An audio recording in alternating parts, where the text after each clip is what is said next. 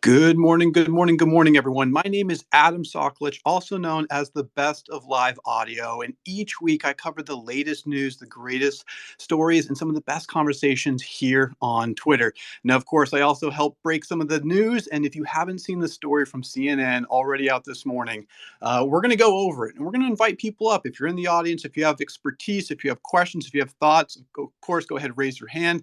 This will be a conversation I'm sure will last all day. I love covering this news. We do it every time Elon breaks some news or there's just more acquisition news, and we're going to dive in deep. So if you haven't seen it already, it's an article coming out from CNN Business, specifically from Donnie O'Sullivan, and this just came out within the last few hours. The title is Ex-Twitter Exec Blows the Whistle, Alleging Reckless and Negligent Cybersecurity Policies. So again, you can check this out on CNN. Their profile is easily to access. It's also at the top of my feed. I'm going to pin it to the top of this room so you guys can check it out at any time. That way, it's as easy to reference and easy to check all the details. But the breaking news is, let me go into detail. I'm going to read the article from CNN. Twitter has major security problems that pose a threat to its own users' personal information, to company shareholders, to national security, and to democracy, according to an explosive whistleblower disclosure obtained exclusively by CNN and the Washington Post. The disclosure sent last month to Congress and federal agencies paints a picture of a chaotic and reckless environment at a mismanaged company that allows too many of its staff access to the platform's central controls and most sensitive information without adequate oversight. It also alleges that some of the company's senior-most executives have been trying to cover up Twitter's serious vulnerabilities and that one of the more current employees may be working for a foreign intelligence service. Wow. So again, folks, I'm just quoting this from the article from CNN itself. It's quote unquote. I'm going to continue to read it. So these are not my words per se. It's coming from the author and from the whistleblower themselves. I'll continue. The whistleblower, who has agreed to be publicly identified as Mudge, who was previously the company's head of security, reporting directly to the CEO. Zatko further alleges that Twitter's leadership has misled its own board and government regulators about its security vulnerabilities, including some that could allegedly open the door to foreign spying or manipulation, hacking, and disinformation campaigns. The whistleblower also alleges Twitter does not reliably delete users' data after they cancel their accounts, in some cases because the company has lost track of the information and that it has misled regulators about whether it deletes the data as it's required to do. The whistleblower also says Twitter executives don't have the resources to fully understand the true number of bots on the platform and were not motivated to.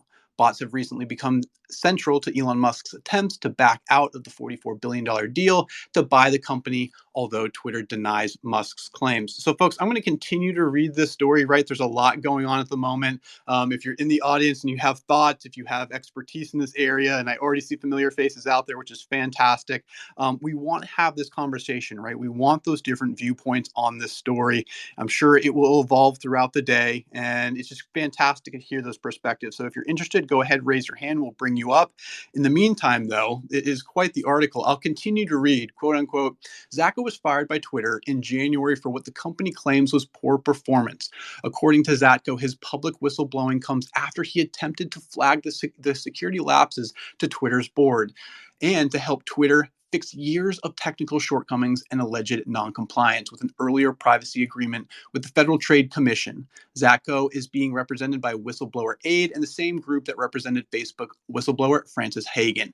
So, folks, I'm going to continue to read on, but in the meantime, I'm definitely going to bring some folks up and just have this conversation. So if you have expertise in the technology, cybersecurity, any of this, if you have perspectives, we'd love to hear from you. And I will continue to read it, though. In the meantime, though, Evan, I'm bringing you up.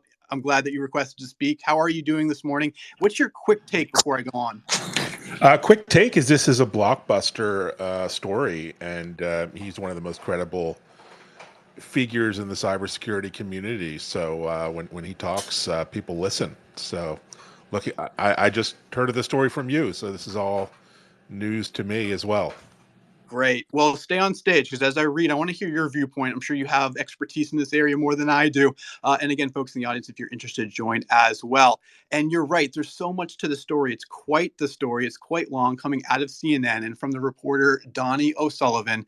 It's been retweeted. It's been liked. thousands of times already, so it's really quite the story. And this is not my reporting, folks. I'm just representing that. I'm not working for CNN. I just am a public citizen that loves having these types of conversations whenever Elon Musk or Twitter or something like that comes up. So let me continue real quick, Evan, and then we'll come back to you in just a second.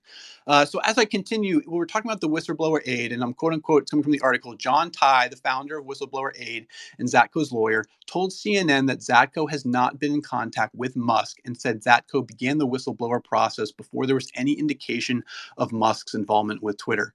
After the article was initially published, Alex Spiro, an attorney for Musk, told CNN, quote unquote, we have already issued a subpoena for Mr. Zatko and we found his exit, and that of other key employees, curious in light of what we have been finding. So the article is quite long. I can continue all day, but Evan, I want to still hear more from you. What is your initial take of this? So you mentioned you respect Donnie O'Sullivan.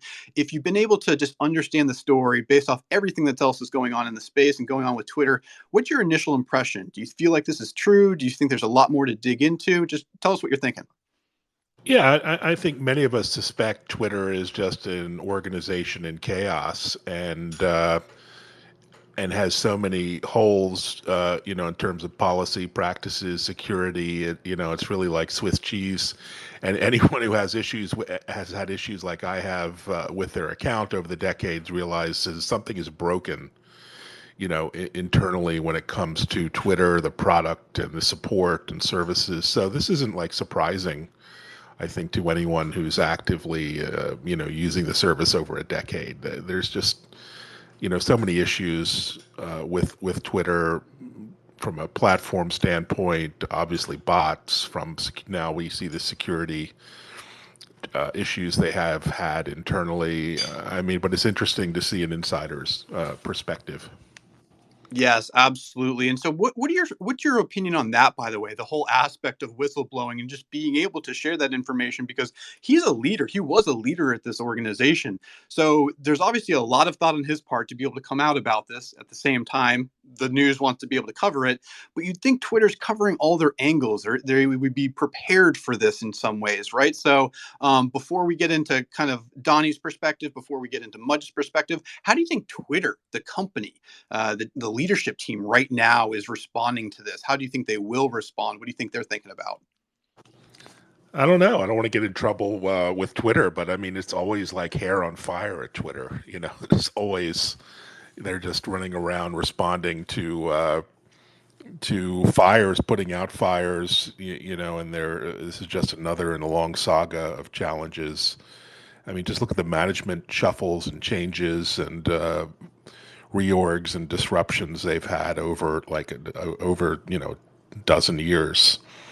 It's like a textbook case of a company just in turmoil, right? And everything is just in response, whether it's the election stuff or security issues like this. They're always just reacting to this turmoil. And this is just with Musk. It's just the latest drama. So yeah, this is like just sitting on the sidelines, eating popcorn, watching the dumpster fire. It's just crazy. Well, thanks for that. And as I continued, that gave me a moment to read ahead in the story, by the way. So I will continue, because on that note, when I was asking about Twitter's opinion, I'll quote unquote back from the CNN story. CNN sought comment from Twitter on more than 50 specific questions regarding the disclosure. In a statement, a Twitter spokesperson told CNN that security and privacy are both longtime priorities for the company.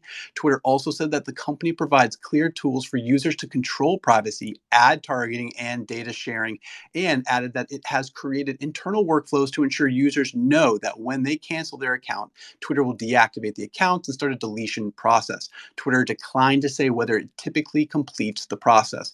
It goes on to say, quote unquote, Mr. Zatko was fired from his senior executive role at Twitter for poor performance and ineffective leadership over 6 months ago, the Twitter spokesperson said. It continues, quote unquote, while we haven't had access to the specific allegations being referenced, what we've seen so far is a narrative about our privacy and data security practices that is riddled with inconsistencies and inaccuracies and lacks important context. Mr. Zacco's allegations and opportunistic timing appear designed to capture attention and inflict harm on Twitter, its customers, and its shareholders. Security and privacy have long been company-wide priorities at Twitter, and we will still have a lot of work ahead of us. So, Evan, I want to swing it back to you real quick. I mean, this is a fair point, right?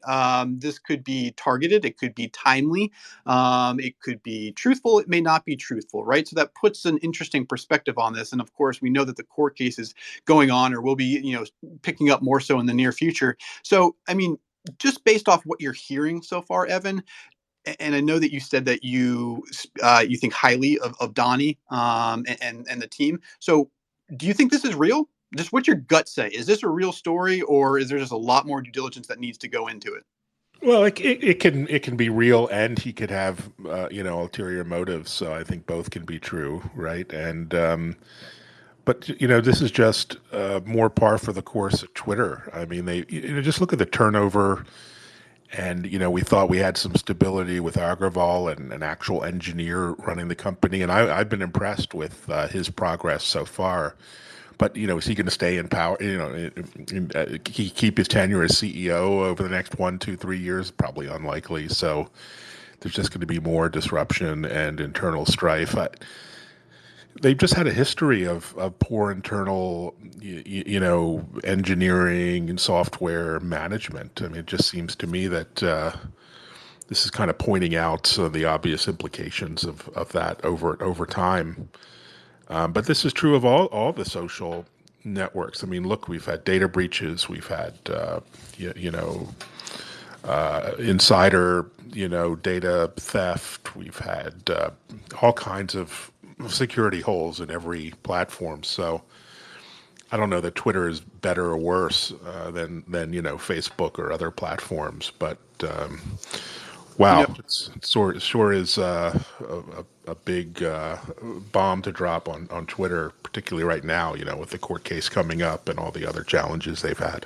That's exactly right. And the other thing that just came out, coming from Donnie, again, the reporter who wrote this article, and I'll continue with the article in just a second, but just a few minutes ago, he also posted on his account, it says, new, for the first time, Twitter CEO Parag, at Parag A, weighs in on a whistleblower story, sending this message to staff this morning. Let me read that out loud to you folks, okay? So I just retweeted this, by the way. While I have the chance, let me just go ahead and pin that to the top of the room so that you folks can check it out. But of course, you can just check out my profile as well. And oddly enough, it's not allowing me to pin it. Either way, just give me um, 1 second to share with. There we go. Perfect. So that one's shared, and that one's shared, and his original post is now shared as well. This is live audio, folks. Thanks for bearing with me, but those should be showing up at the top of this box, the room, the space that we're in right now. Okay, so the article, the letter that Parag wrote to the team this morning, and again, this is in the tweet coming from Donnie at CNN. He wrote, or sorry, Parag wrote from Twitter, team, there are news reports outlining claims about Twitter's privacy, security, and data protection practices that were made by Mudge Zatko, a former Twitter executive who was terminated in January 2022 for ineffective leadership and poor performance. We are reviewing the redacted claims that have been published, but what we've seen so far is a false narrative that is riddled with inconsistencies and inaccuracies and presented without important context. It continues, I know this is frustrating, confusing to read, given Mudge was accountable for many aspects of this work and that he is now inaccurately portraying more than 6 months after his termination. But none of this takes away from the important work you have done and continue to do to safeguard this privacy and security of our customers and their data. This year alone, we have meaningfully accelerated our progress through increased focus and incredible leadership from Leah Kistner, Damian Kieran, and Nick Caldwell. This work continues to be an important priority for us, and if you want to read more about our approach, you can find a summary here. Given the spotlight on Twitter at the moment, we can assume that we will continue to see more headlines in the coming days. This will only make our work harder. I know that all of you take a lot of pride in work we do together and in the values that guide us. We will pursue all paths to defend our integrity as a company and set the record straight. See you all at #1team tomorrow. Parag. All right, so that's coming from Parag himself. Evan, you're on stage with us. So just what's your reaction to Parag's response? Was it the right response? Was it timely? Did he say the right things? What do you think he's thinking about at the moment? Well, he's just thinking about the fire of the day to put out, I think. And look, I mean, every organization now in this digital era has just huge challenges with security, privacy, data protection. Like every company is being challenged, particularly software companies in this way. With data breaches and more.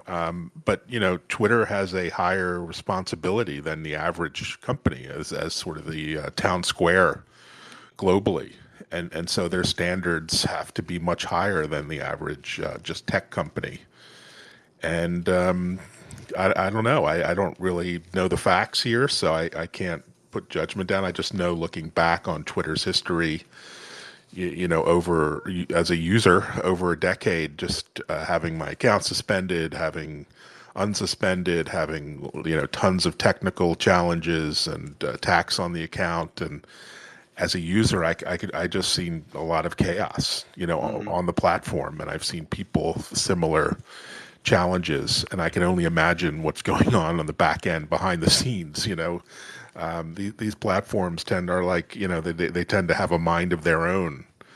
You can just imagine the hundreds of millions of lines of code and hundreds of millions of billions of users over time, and staff changes and architecture changes. I mean, this it's almost these it's like Godzilla, let loose. So I don't know that a platform that has such a long legacy and history can be, every hole can be fixed. I mean, some of this code is legacy code, and I don't know that anyone could come in and clean up, quote unquote, clean up the security architecture and the holes and the bots and everything else that challenges Twitter. It's almost like why people are looking at Web3 as a way to start from a clean piece of paper, a blue sky kind of thing with Web3, is you don't have all these legacy challenges. Hmm. So I think this is also interesting because, yes, it's timely. There's a lot going on with the acquisition at the moment between Elon and Twitter. But this is also a very important person who, yes, was, leading the security at Twitter. Of course, he knows probably more things about the platform than most people, if anyone. So the fact that A, he's coming out is huge. And then B, I mean, because that puts everyone into play here, right? Even himself. Of course, he has to be able to prove this. Otherwise, he wouldn't be able to, not say wouldn't be able to, but he probably wouldn't. And he would know better than not to say something if he didn't have proof behind it. So I can only imagine he gets brought into the court case and things like that. But what Well, type of is he? I guess I'm wondering. A whistleblower is an actual term of art legally. I mean, is he actually using the whistleblower statutes here, or are we just calling him a whistleblower? I wonder. I don't know. ooh, that's a great question. And if Because anyone in the audience has expertise on this, on whistleblowing and cybersecurity, on anything of the topic that's going on, I please mean, raise your hand. there are Bring it up. protections and good, very good reasons for those whistleblowers to come forward, but you have to register and take the legal approach. It's not just waking up one morning and deciding I'm a whistleblower or I'm going to sling mud. So I wonder what's happening on that front That's a legally. great point. So let me continue with the article because, again, folks, this is really long. You can check it out. It's pinned to the top of this room. You can read it, of course. But as I go through it, and thanks, Evan, for sticking with me, I'll continue and read from the article coming from Donnie, coming from CNN. "Quote unquote, some of Zatko's most damning claims spring from his apparently tense relationship with Parag Agrawal, the company's former chief technology officer, who was made CEO after Jack Dorsey stepped down last November. According to the disclosure, Agrawal and his lieutenants repeatedly discouraged Zatko from providing a full accounting of Twitter's security problems to the company's board of directors. The company's executive team allegedly instructed Zatko to provide an oral report of his initial findings on the company's security condition to the board rather than a detailed written account, ordered Zatko to knowingly present cherry-picked and misrepresented data to create the false perception of progress on urgent cybersecurity issues, and went behind Zatko's back to have a third-party consulting firm's report scrubbed to hide the true extent of the company's problems." I'll continue. "The disclosure is generally much kinder to Dorsey, who hired Zatko and whom Zatko believed wanted to see the problems within the company fixed, but it does depict him as extremely disengaged in his final month leading Twitter, so much so that some senior staff have considered the possibility he was sick.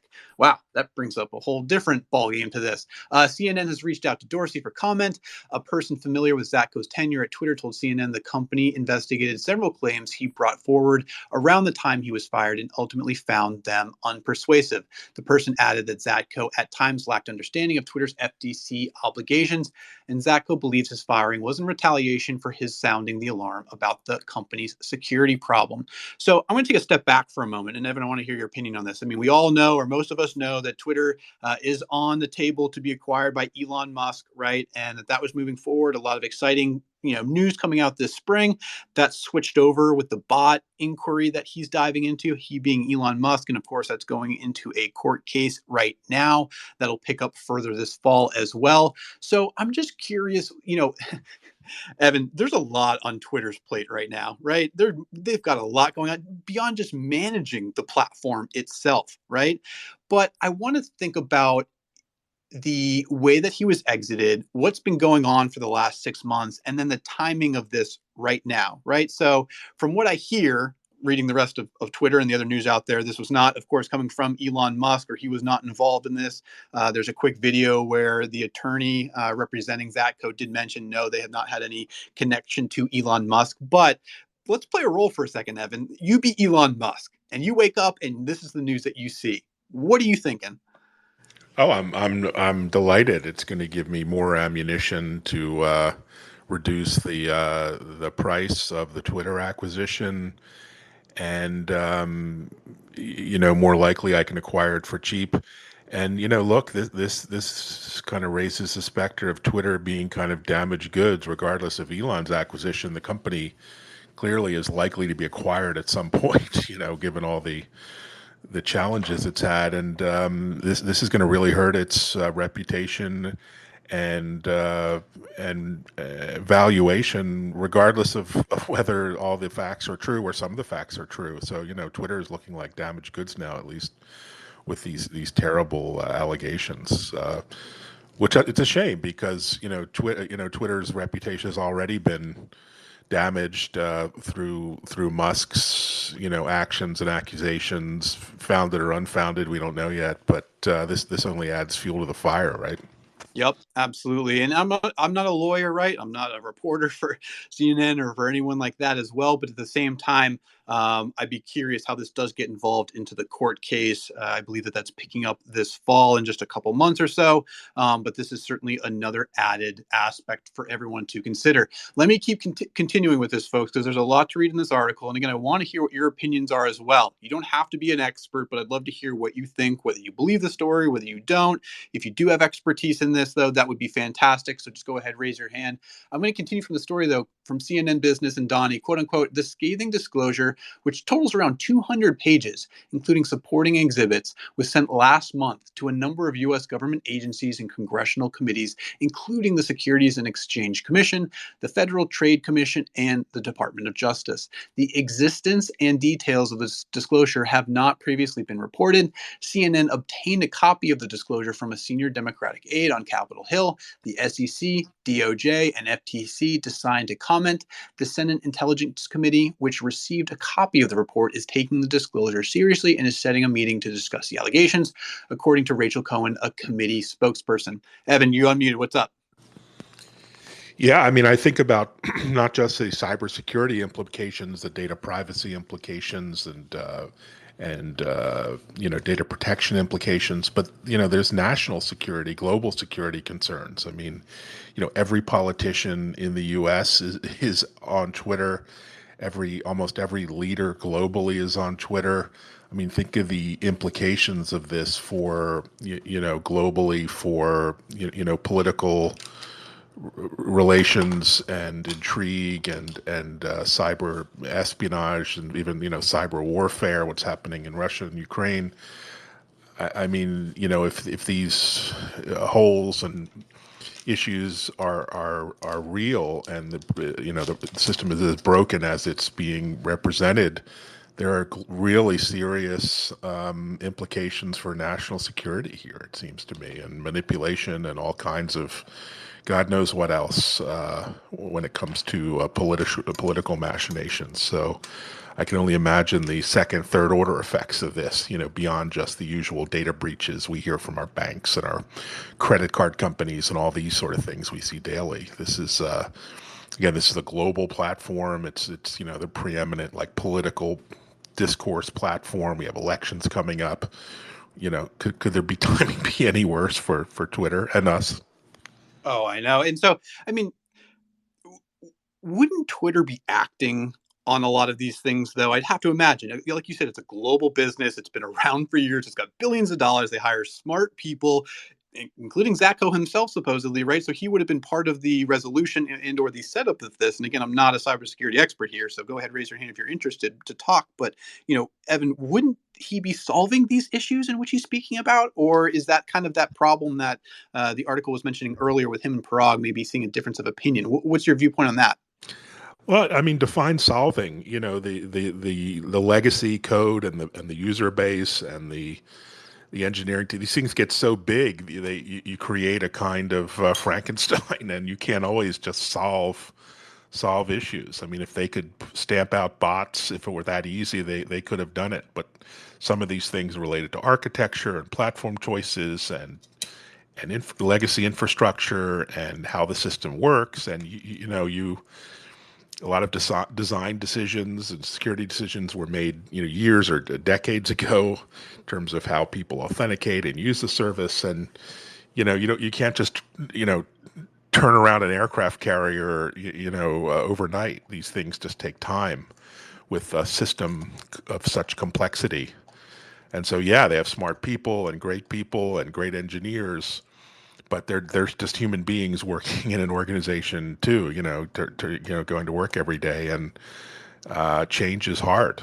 Again, which is why there's so much interest in Web3 and more advanced platforms. How can you reinvent some of this stuff from the ground up to be more secure and private and protect data and people in new ways?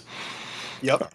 So let me jump in real quick because I got a quick question. And folks, by the way, if you want to speak, great, raise your hand. At the same time, I'm getting messages for people, and I'll get to those in a second. One of them actually just brought up the point, believing CNN, because there's all aspects of this, right? Twitter's involved, Zacho's involved, CNN's involved. Obviously, CNN is a global. A lot of people say they're well respected, and a lot of people follow them. I'm not making any judgments on that or not. At the same time, though, whether that people believe CNN or obviously is this a story that they're just putting out there for their own selves. But of course, they have a great point of contact as well. So, what's your viewpoint on CNN's aspect of this story? Because we've talked about Zacho a little bit, we talked about Twitter. What's your thoughts on CNN themselves? I'm less concerned about CNN, or I don't really have an opinion on CNN, but I am concerned for journalists and journalism.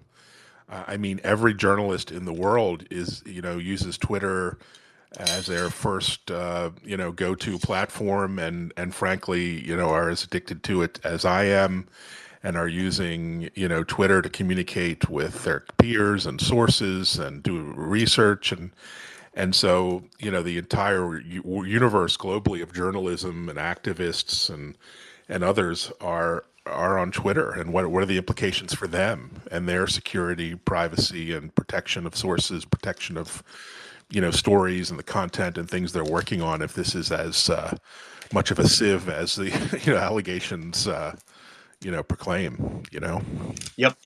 So let me continue reading more from the story, folks, because again, this is a long one there, and I am getting more thoughts and perspectives from people who are sending me messages. I'll get to those in just a second, but because I want to make sure all the news is covered on this as much as possible, and I'm sure you folks are also scrolling your feed and getting updates as well. So if you see things, I can't pay attention to everything. If there's new news out there, go ahead, send me a DM, jump up on stage and request to speak as well. I'm going to continue with the article, though, from CNN. I'm going to quote this, quote unquote, Senator Dick Durbin, who chairs the Senate Judiciary Committee and also received the report, vowed to investigate, quote unquote, and take further steps as needed to get to the bottom of these alarming allegations. It continues, Senator Chuck Grassley The same panel's top Republican and an avid Twitter user also expressed deep concerns about the allegations in a statement to CNN. He goes on to say, quote, take a tech platform that collects massive amounts of user data, combine it with what appears to be an incredibly weak security infrastructure, and infuse it with foreign state actors with an agenda, and you've got a recipe for disaster, Grassley said. He continues, the claims I've received from a Twitter whistleblower raised serious national security concerns as well as privacy issues, and they must be investigated further. Yeah, so you're right, Evan. I mean, just thinking about the platform from a global perspective, we know information moves on here faster than almost anywhere in the world, right? It moves faster than the news itself. Hence, I'm able to start this room before most other people do. And I'm just curious to hear more about that global perspective on this because so many people use this platform. If there's security concerns and things that can be changed, if you will, or impacted, whether it be political or beyond.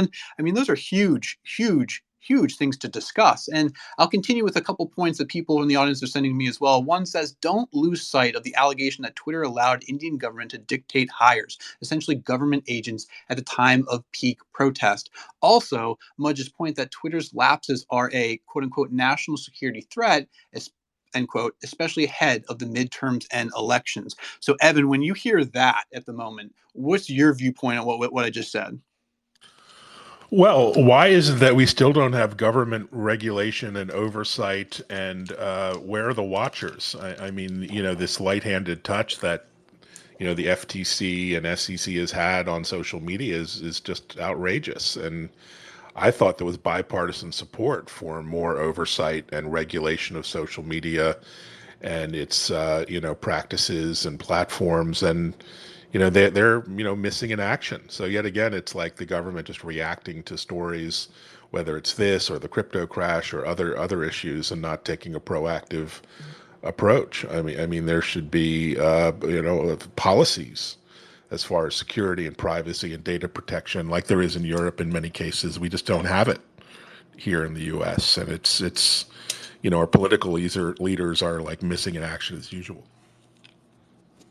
Got it. Got it. Got it. All right, folks, let me continue. So this is a massive story, not just in regards to global news, but literally it is a long story. There's a lot of information in here. The next section within this article says, and it's coming from CNN again, you can check it out. It's at the top of this feed. It's also, if you click on my profile, it's in there as well.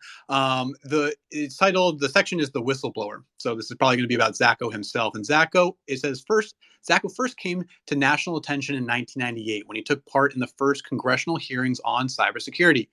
Quote, all my life, I've been about finding places where I can go and make a difference. I've done that through the security field. That's my main lever, he told CNN in an interview earlier this month. There's a video embedded in there, and then it goes on to say the events leading to his decision to become a whistleblower began before he worked at Twitter, with a devastating hack in 2020 in which the Twitter accounts of some of the world's most famous people, including then presidential candidate Joe Biden, former President Barack Obama, Kim Kardashian, and Musk, were compromised. Twitter told CNN in response to the incident, the company began compartmentalizing access to computer support tools. After the attack, Dorsey recruited Zatko, a well-known quote-unquote ethical hacker turned cybersecurity insider and executive who previously held senior roles at Google, Stripe, and the U.S. Department of Defense, and who told CNN that he'd been offered a senior day one cyber position in the Biden administration. I'm going to stop for 1 second. Evan, just what I read, that is quite the resume. Wouldn't you agree?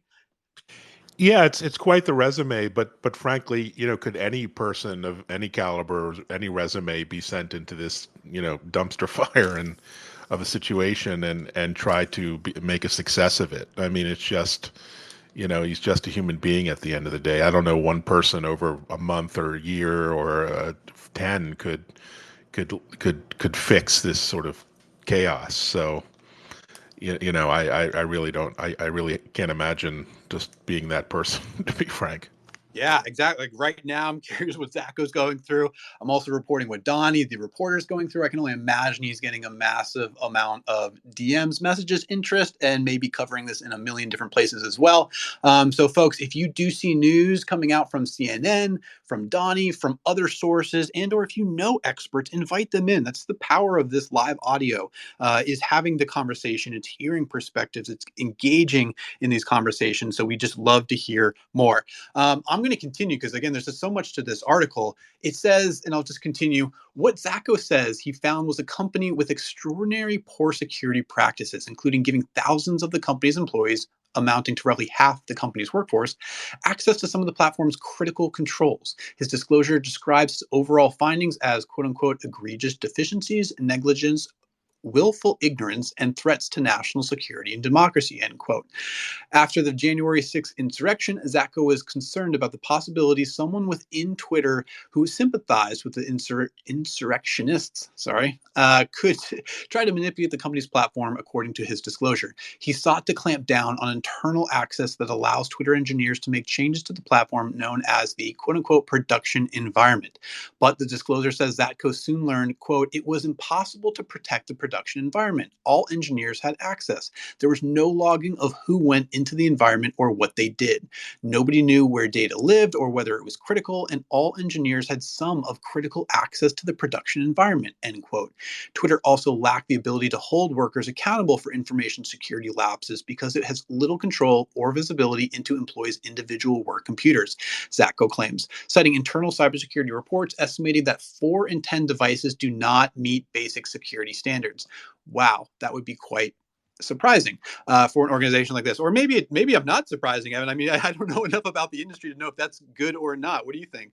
Yeah, I think what he's describing are basically engineering or security design practices 101. I mean, a bank employee just can't go into your account and start messing around without it being logged and documented. So he is describing just best practices that weren't adhered to allegedly.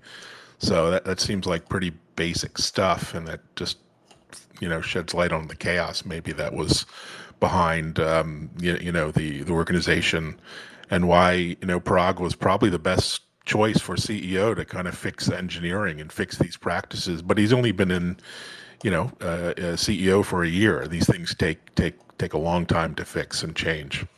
Yes, I'd love to hear more about that from folks as well.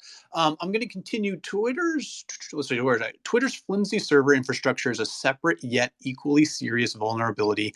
The disclosure claims about half of the company's 500,000 servers run on an outdated software that does not support basic security features such as encryption for stored data or regular security updates by vendors, according to the letter to regulators and a February email Zacko wrote to Patrick Pichette, a Twitter board member that is included in the disclosure. Let me take a second, Evan. Do you believe a company like Twitter would really have outdated software that does not support basic security features, quote unquote? I mean, I'm not an expert here. I'm going to sound like an idiot in the room, but I would just be shocked that a company like this, of this size, of this importance, and probably knowing of the impact, wouldn't be thinking through that type of stuff. What are your thoughts? Well, this describes every company with a legacy of over almost 2 decades. And these companies, the software was designed 2 decades ago, a decade ago, and go to your local bank or go to your local government agency and look at the software. Some of it's still running on COBOL on systems that were designed in the 70s, including at companies like NASA or organizations like NASA or the IRS. I mean, there's something called technical debt, which is you just have all this baggage, this luggage, and it's just hard to continue to run the business and update, stay on the bleeding and cutting edge while providing the reliability and scale that your customers need. So this is just a typical problem in tech and IT. It's just pretty ugly when it gets disclosed to disclosed to the world. But Yeah, I you'd be always find amazed it. how many big software and IT companies are basically running on spit and shoe polish, in the back there. Whenever I host these conversations, I do always think that, wow, I wonder just what's going on behind the scenes, and at the same time, any breaking news that happens, it happens and is told more on the platform that you're building more than anywhere else, right? So I think that's fascinating as well. And even someone wrote a comment to me. They said, does anybody think about the fact that they don't know what the hell to do? Because that does happen. I mean, fair enough. If you were Twitter, do you know how to resolve all these issues? And that goes to misinformation itself, right? I mean, what would you do if you were Twitter right now, Evan, and if you were Parag? Yeah, I'd probably do what he's doing, is taking control of the engineering organization, putting, compliance and other security practices in place and just locking things down and it's called digital transformation. Twitter needs a refresh, update, transformation. And I remember Jack was looking at that with the whole Blue Sky Web3 initiative of almost like starting over, from where Twitter was. But every tech company has these challenges, and some deal with it better than others. But you need a technologist and an engineer in charge to do this. And Twitter was led, for a long time by like marketing and business guys, and not technologists. And even Jack, of course, is an engineer, brilliant designer, but I don't think he was the kind of operational guy that they needed to kind of rein all this stuff in. Mm. Uh, So yeah. let me continue with this because there's so much more information for us to dissect. And again, that's in the article, folks, pinned to the top of this space. And of course, checked in my article as well. And by the way, just a quick refresher, we've been talking for about 30 plus minutes. My name is Adam Socklich, also known as the Best of Live Audio. I love hosting conversations, live curated conversations that cover the latest news, the best stories, and include the best people as well. All year long, we've been covering every time Elon Musk has breaking news, every time Twitter has breaking news, and we have hundreds, if not thousands, of people. And typically, we have more than 25, which right now is, I feel, very limited. I'm wondering what's going on with this room and if there's anything that's keeping this room a small story. I'll continue with the story, but Evan, you unmuted real quick. Do you have a thought? No, I mean that's also what's lack transparency is this idea of the fine tuning and controls that Twitter has over reach and audience size, and this whole question of does shadow banning exist or not, and there's just so much lack of transparency behind all the algorithms and how these things work and affect users and groups, and that for me is as important as the security and privacy issue. Mm-hmm. So I'm just actually checking out Donnie's feed at the moment, and I want to reference something that Nicole, who's in the audience right now, mentioned, and she's traveling at the moment, so she's not able to join, but she has amazing insights as well, and we've spoken earlier this year, so hello, Nicole. Thank you for being here in the audience as well. But when she tweeted just about 20 plus minutes ago, she said this story is about to get much bigger, and it's coming from a retweet of an earlier post from Donnie that says, new Musk lawyer Alex Spiro said that they want to talk to Twitter's whistleblower, quote unquote. We have already issued a subpoena for Mr. Zatko, and we found his exit and that of other key employees curious in the light of what we've been finding. So let's just take a step back. Let's bring this into that perspective, right? Just the whole, again, Elon Musk side of things and how he's brought up bots in the last few months as well, and that this story now is coming out. I want to jump into that just a little bit more. So if we were Elon Musk, right, and we wanted to be talking with Zatko, what are we already finding out, right? Do you think that there's key questions that they're going to be asking him? Do you think they'll have the opportunity to talk with him, Evan? Just kind of walk us through that opportunity. Well, as part of the trial, he can call witnesses. So I imagine that would be one of the witnesses. But I think Elon's behavior has been egregious. The way he's treated Twitter, and the way he's created all this fear and uncertainty and doubt around the business and unfounded allegations. So I don't think like bad behavior on Musk's part justifies the bad behavior potentially here from Twitter. So I don't know what to think of it. It's just more chaos and drama, and more match. But I feel bad for Twitter employees, to be honest, who are there trying to do their job and trying to do the best thing, and or just have hellfire raining down on them every day with these sort of things. Oh, you're so right. Every time I host these rooms too, they're usually filled with Twitter employees, and I always feel bad talking about their work. Right now, I'm not personally sharing any secrets or anything like that. I'm just recovering what the news is covering. But and oftentimes they're hearing it first from me, or once they log in the morning when they hear that breaking news as well. So yes, I want to respect any of the Twitter employees just in general, but of course if they're in the room, and I want to share out that I appreciate the work that they're doing. I do love Twitter. I love the I platform. think we all do. Yes, So exactly. it's like it's like don't break our heart here, Twitter. They've made Yeah. so much progress with live audio and other features, and it's just a shame that there's so many more challenges maybe than we even were aware of. Yeah. And obviously, this is a big one. So whatever happens does happen. But yeah, they're in the limelight more than or really most any other platforms out there, hence the business that they're in. But Evan, I'm going to continue with the story because again, there's just more details that I'm going through. I'm also checking out my timeline and my feed. So if anyone has news and updates, please go ahead, send me a DM or go ahead, raise your hand. We'll bring you up. But I'm going to continue with the story, again, coming from CNN. It says, Twitter's flimsy server infrastructure is a separate yet equally serious vulnerability, the disclosure claims. About half of the company's 500,000 servers run on outdated software that does not support basic security features such as encryption for stored data or regular security updates by vendors, according to the letter to regulators and a February email Zacco wrote to Patrick Pichette, the Twitter board member that is included in the disclosure. It goes on, the company also lacks sufficient redundancies and procedures to restart or recover from data center crashes, Zacco's disclosure says, meaning that even minor outages of several data centers at the same time could knock the entire Twitter service offline, perhaps for good.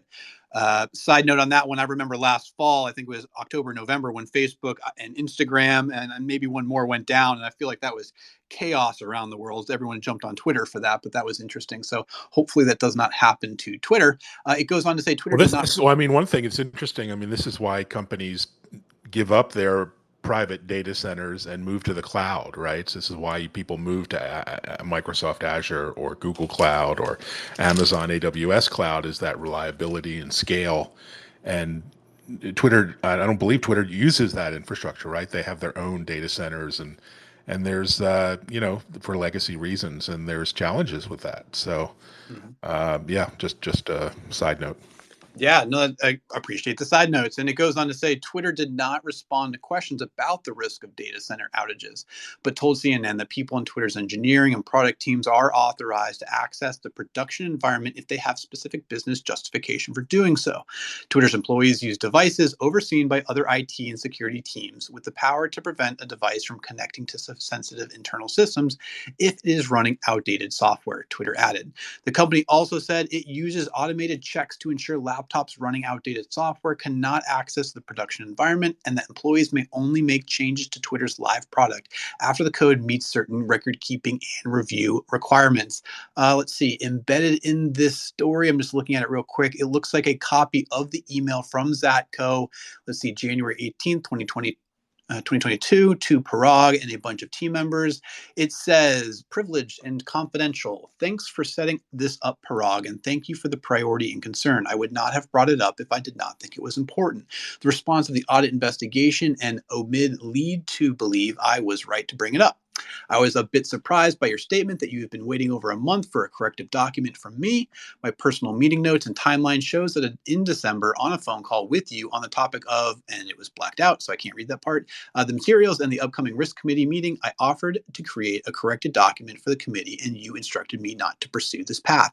I was instead told to forward blacked out, redacted documents and have blacked out, redacted, present, attempting to police the meeting and deal with blacked out, corrected, redacted rather, document as best I could in the closed session 1 week ago, January 11th. Marianne and I, and then it's all blacked out again. I'll continue because there's only like another few sentences before of nothing redacted. But it says, I'm confused as to where your statement in front of OMID that you had been waiting on me for this for over a month came from. My apologies for misunderstanding. If you could point me to where you requested this earlier, I would like to figure out how to avoid such misunderstandings in the future. In the future, it would be great to have more than a few hours of notice for a meeting with board members to allow me to gather all appropriate materials and ensure I can provide pre-reads for attendees and yourself. I know that sometimes short notice meetings are just a thing. Yeah, Evan, go right ahead. Yeah, I mean, this is why I work for myself. I spent 20 plus years in corporate America at companies like Intel and Oracle and small startups, and this corporate nonsense is why I hate corporate America. Frankly, I mean, this is just it's all politics and internal positioning and machinations all the time. So I don't know. I used to see this stuff all the time. I don't know if there's anything special here, but this is what politics look like. So under the covers, pretty ugly internally. Yeah. It is ugly. Sometimes it's also interesting. There is a lot to cover here, and I want to welcome new folks to the room as well. So it's just great to see folks. Again, Nicole, you're in there. I'm fantastic. I know you're traveling, but I'm glad you're here. Jeremiah, thanks for joining. Please raise your hand if you're interested to speak. I'm going to continue reading from the article, again, coming from CNN, where it goes on to say Twitter has internal security tools that are tested by the company regularly and every 2 years by external auditors, according to the person familiar with Zatko's tenure at the company. The person added that some of Zatko's statistics surrounding device security lacked credibility and were derived by a small team that did not properly account for Twitter's existing procedures. But Twitter's security concerns had come to light prior to 2020. In 2010, the FTC filed a complaint against Twitter for its mishandling of users' private information and the issue of too many employees having access to Twitter Central's controls. The complaint resulted in an FTC consent order finalized the following year, in which Twitter vowed to clean up its act, including by creating and maintaining a comprehensive information security program. Now, Evan, I have a question for you because I know you've been on Twitter for quite some time, right? If you look at, and everyone, by the way, click on Evan's account, give him a follow. I just did, or I just clicked on your account and balloons are going up. So you must have joined, or maybe you have a birthday today. Is that right? Yeah, this is how much of a geek I am. I Woo! enjoy doing Twitter Spaces on my birthday. So yeah, Well, welcome. nothing. I'm Thank, so thank you. I'm 52 years young. Yes. Well, happy birthday! I'm excited to have you here, and thanks for joining us. So, give Evan a happy birthday follow. By the way, you've been on since 2009, Evan, right? So you've seen the evolution, and obviously you're a big user. You have over 320,000 followers on here. How have you seen Twitter evolve? Has it gotten better? Has it gotten worse? What Yeah, are the I pros mean, and of course, cons? it's gotten better. I mean, it was just gone from terrible to adequate. If you look at really dive into all the features and the usability, and it's definitely gotten better. The challenge is there are holes, and they've added features, two-factor authentication, multi-factor authentication, but there's obviously so many holes that are people are taking advantage of, whether it's creating bots or misinformation, disinformation, or spam accounts or abuse. And look, they're playing catch up. They're trying to plug the holes, while the ship is underway, and it's just really hard to do that. Um, and yeah, I thought things were heading in the right direction until they, with this bombshell report of today. Yes, it is quite the bombshell. And let me continue because there's so much to cover with this article. If you check it out, it's at the top of my space. It's on my feed. The article from CNN Business and Donnie O'Sullivan, who writes for them. It's a massive article. It goes into a lot of detail. We've been covering a lot of it just throughout this conversation. So it goes on to say Zacco alleges that despite the company's claims to the contrary, it had, quote unquote, never been in compliance, end quote, with what the FTC demanded for more than 10 years as a result of its alleged failures to address vulnerabilities raised by the FTC, as well as other deficiencies, he says. Twitter suffers an, quote unquote, anomalous, I can't even read this morning, it's just so early, high rate of security incidents, quote, end quote. Approximately 1 week, one per week, serious enough to require disclosure to government agencies. It goes on to say, quote, based on my professional experience, peer companies do not have this magnitude or volume of incidents, end quote, Zacco wrote in February letter to Twitter's board after he was fired by Twitter in January. Let's touch on that point quickly, Evan. In your opinion, and I'm sure that you use other social platforms as well, how do they compare from a security perspective? Well, there's a whole continuum. There are companies that have security built in, like Signal, for messaging, and then there are companies like Facebook that are there just to mine your data and serve you ads. And so, I don't know. Twitter is somewhere in the middle. I think they've gotten better over the years. You can have security keys. There is access to like a support email, although it's always dubious, like whether you can actually get support at Twitter if you have problems with your account.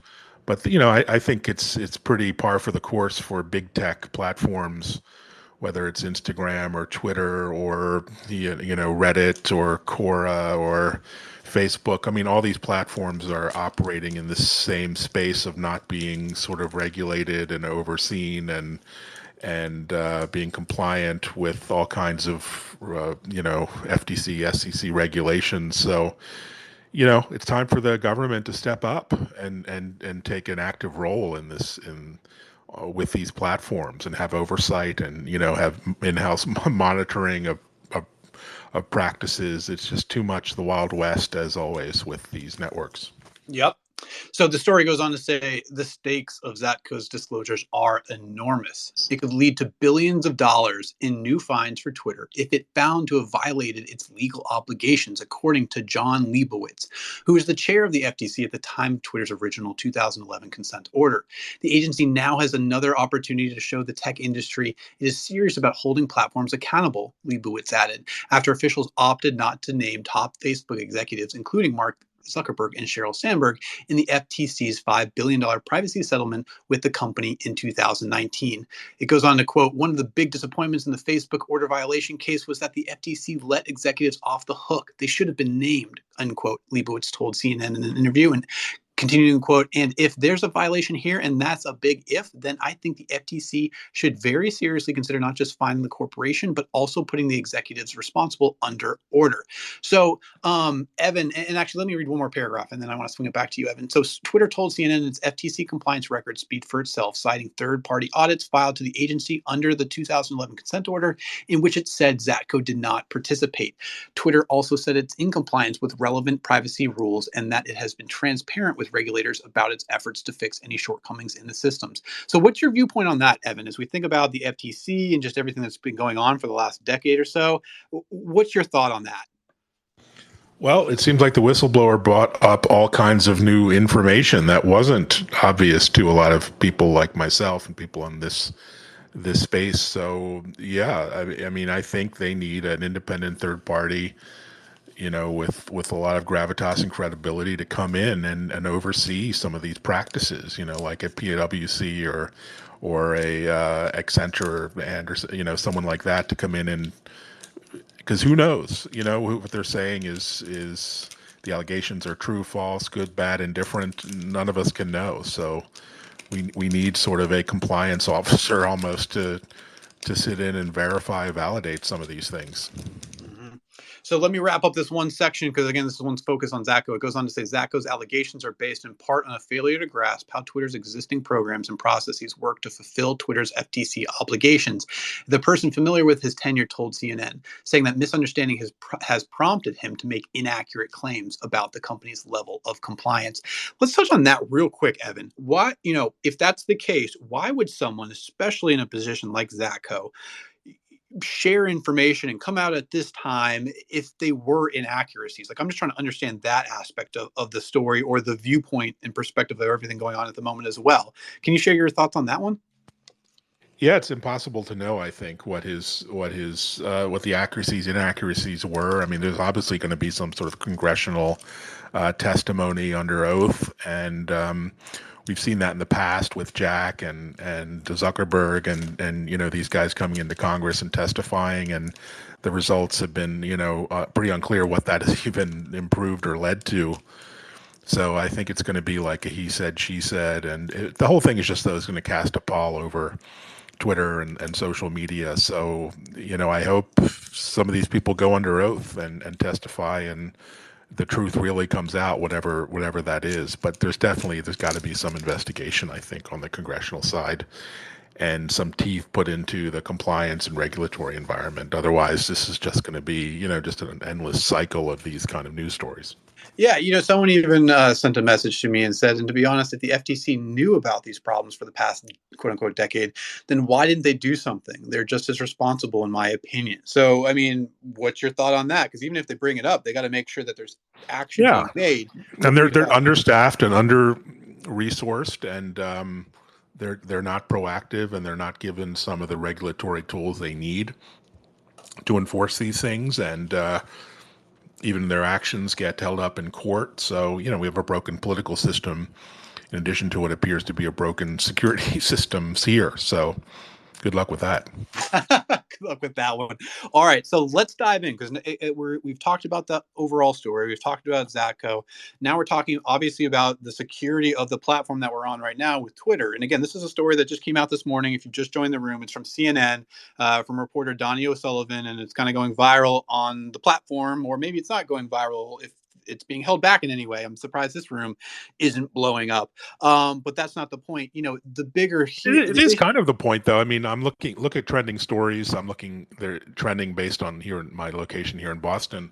But do you see this story trending on Twitter at all? No, I don't. Besides Donnie's post himself, I don't see it. And again, even this room, I'm trying to title it in all different ways. They usually blow up if it's of any interest because, hey, there's a lot of people on the platform and there's only so many rooms of interest. So this should be going bigger, but it's not. And so I don't have any validation behind that, but it is an interesting point to consider. Twitter is trending at number 29 on business and finance. I'm looking at the trends now. Number one is Tuesday Vibe. Number two, Meghan Merkel, Kobe. But I'd be curious other people's trending if they're seeing this even show up. Which, again, transparency, right? I mean, what causes stories to trend and what causes rooms to blow up, and we just don't know how these things work behind the scenes. Yeah, you're right. And of course, I am against misinformation. I'm not trying to promote any of that as well. I want to get to the truth. And of course, I love this platform so much because of the tweets, but these conversations. So, of course, I would not want them to be held back. I think that this is important. We just need to find out where the truth lays. So, we can dive into deeper thoughts on that one. Now, I want to take another step in a different direction for the same story, Evan, because, as we've given the high level view, we've talked about Zatko and his experience and kind of the situation. Okay, let's talk about the implications of security threats if this is to be true, right? So the next topic in the story, again, coming from CNN, is foreign threats. And I'll go on to read this, and then Evan, I want to swing it back to you. And any folks in the audience, if you're interested, if you have expertise, if you have thoughts, go ahead, raise your hand. I'll bring you up. The next section is called foreign threats. It goes on to say, Twitter is exceptionally vulnerable to foreign government exploitation in ways that undermine U.S. national security. The company may even have foreign spies currently on its payroll, the disclosure alleges. Again, this is coming from the article.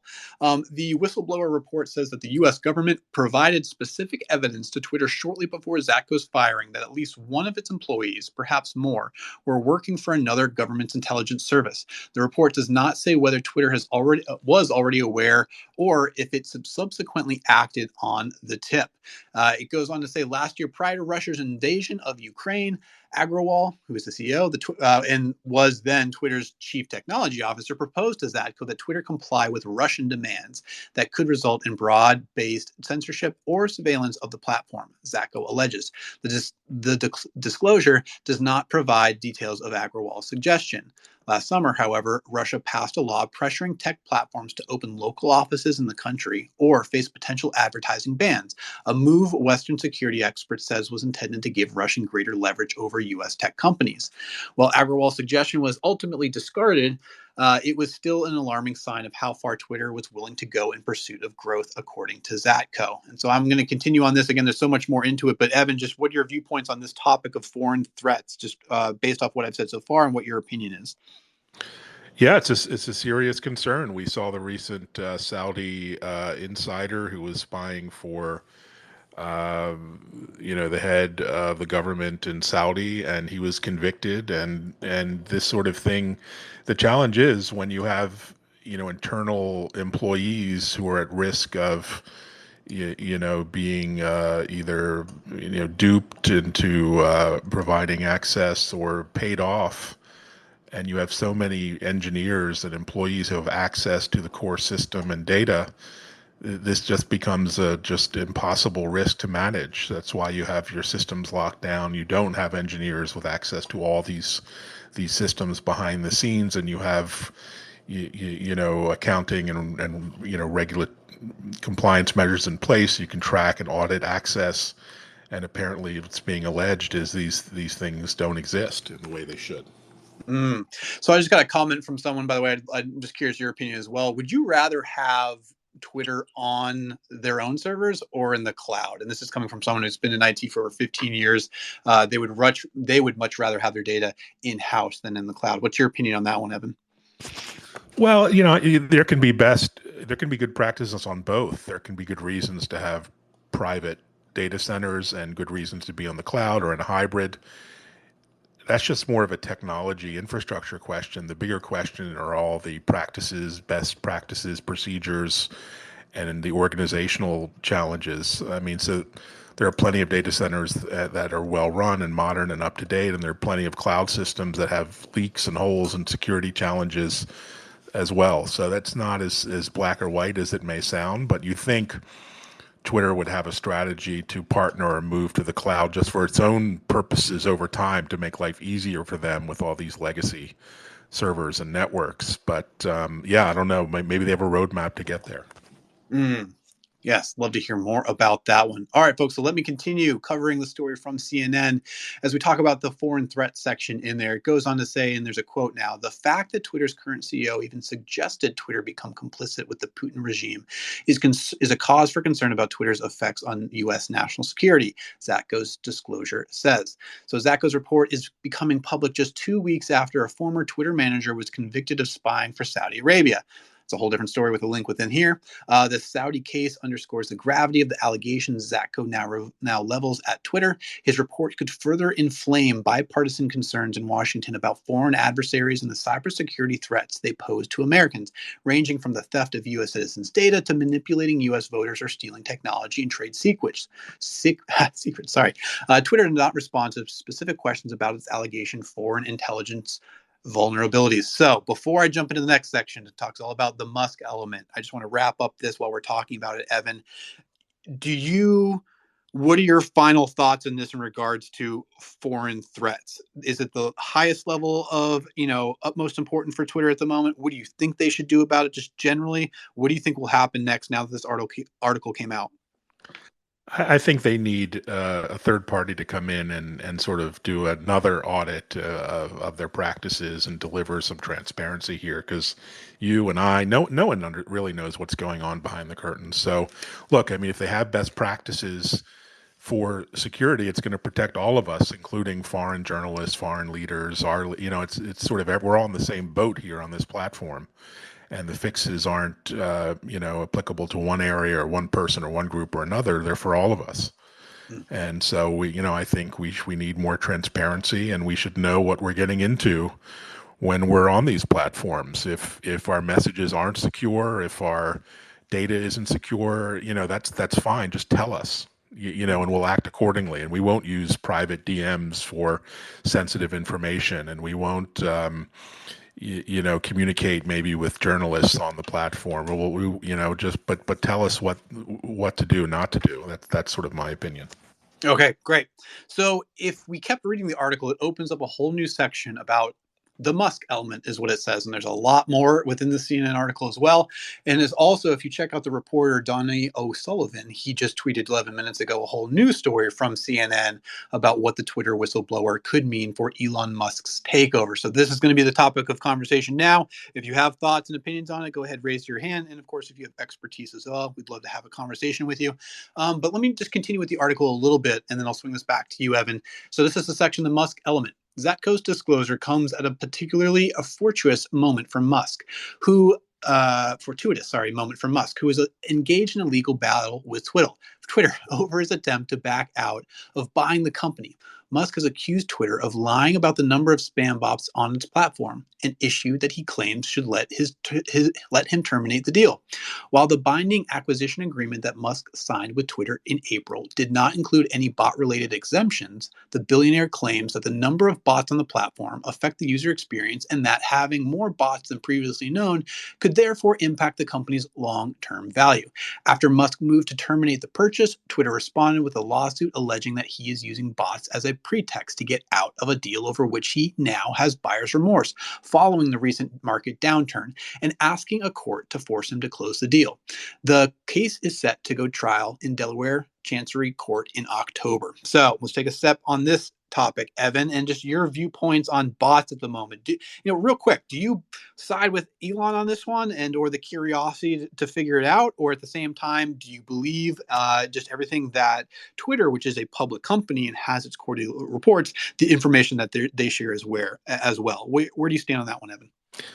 Well, Elon signed a binding agreement and did not require due diligence as part of the contract, so it seems like a pretty airtight contract. However, if Twitter intentionally and knowingly withheld key information, that's for the court now to reconsider. So I really don't know where I stand on this. I'm going to be watching by the sidelines like all of us. And just out of curiosity, how about you? I mean, again, you have a lot of followers. Are you getting pinged and beat up by bots at all, or just generally, what's your experience?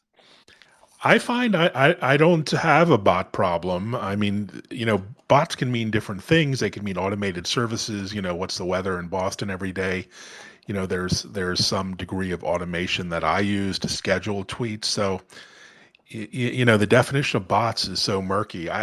Clearly there's some kind of bot problem, but the scale, the scope of it is on, for me, it seems impossible to know. But no, I'm not overwhelmed or deluged by bots. I hear people who are. And clearly, there are bots out there trying to manipulate public opinion when it comes to politics. But as I'm not a political guy, I don't see that day to day. So to my personal anecdote is I don't see bots as a huge day to day issue for me personally. Yep, and it's just interesting to hear different people's perspectives on this. I mean, for myself, I just get pinged, a dozen times a day with some new Bitcoin or rather new cryptocurrency and or NFT that I should be buying. So that's about the extent for myself. But obviously, the big push is coming from Elon Musk, who has one of the biggest, if not, I think the top five account, easily over 100 million followers here. And I can only Well, 100 million imagine. followers and maybe tens of millions of bots. So Yeah. even in his case, he's overwhelmed by bots. So I think the bigger you get, the more these bots, tend to target, those celebrities or others in different ways. So there's clearly some kind of manipulation going on, but yeah, I don't know the extent of it. Clearly. Yep. Okay, good. Well, hey, let's continue because again, the story is really, really long, and there's different articles coming out from CNN. I'm covering it as fast as possible. So if you guys have information, if you guys have tips, if you guys have insights that I just don't have or haven't shared yet, so please go ahead, send those to me in a DM or feel free to raise your hand. But we're going to continue with that article because CNN is sharing, and it's tagged at the top of this space and at the top of my feed if anyone wants to check it out. It goes on to say, and this is in the Musk element section. User numbers are vital information for any social media business, as advertising revenue depends on how many people could potentially see an ad. But figures about how many users a service has or how many people actually view a given ad on a site are notoriously unreliable throughout the tech and media industries due to manipulation and error.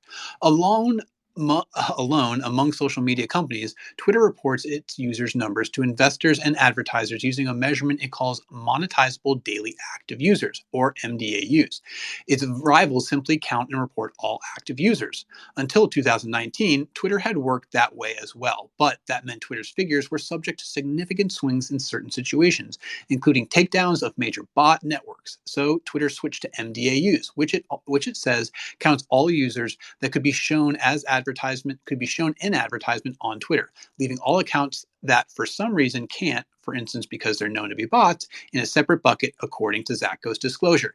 The company has repeatedly reported that less than 5% of its MDAUs are fake or spam accounts, and a person familiar with the matter both confirmed that assessment to CNN this week and pointed to other investor disclosures saying the figure relies on significant judgment that may not accurately reflect reality. But Zacco's disclosure argues that by reporting bots only as a percentage of MDAUs rather than as a percentage of the total numbers of accounts on the platform, Twitter obscures the true scale of fake and spam accounts on the service, a move Zacco alleges is deliberately misleading. So, I mean, Evan, just take a guess. 5% more or less. Where do you stand on where bots are? And I'm not holding you to this. I'm just asking for your general opinion. I think 5 to 10% sounds about right. And I think it could be addressed with technology.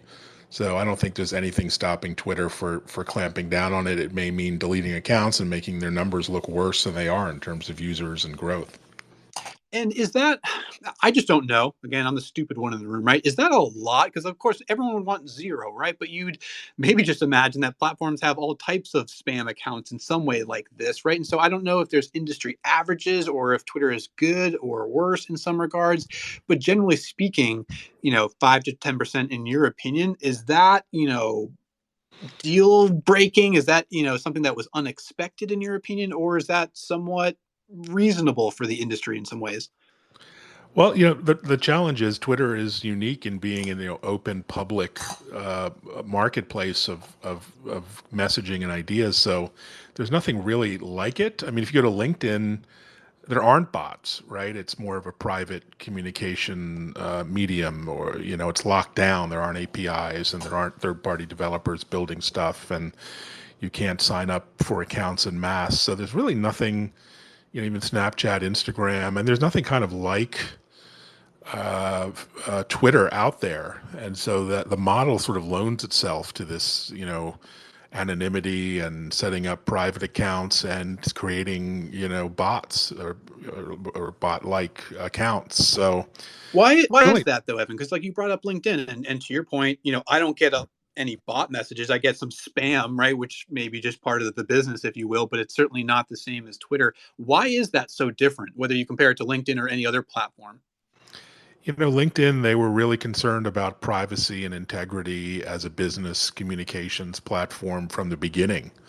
And so they didn't open it up to third party apps and tools that allowed you to create accounts in the same way. Early on, they didn't have APIs like Twitter had that in the early days allowed you to create hundreds of accounts at once.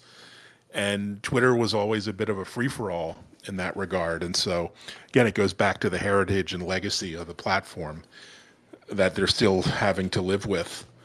And if you were to create another platform, as Jack was trying to do, is trying to do with Web3, you would do things in different ways. You'd make different decisions that wouldn't allow that sort of thing. And also, LinkedIn has verified users. You kind of have to verify who you are on LinkedIn, or at least validate through multiple channels, telephone number and email, et cetera, or corporate email even.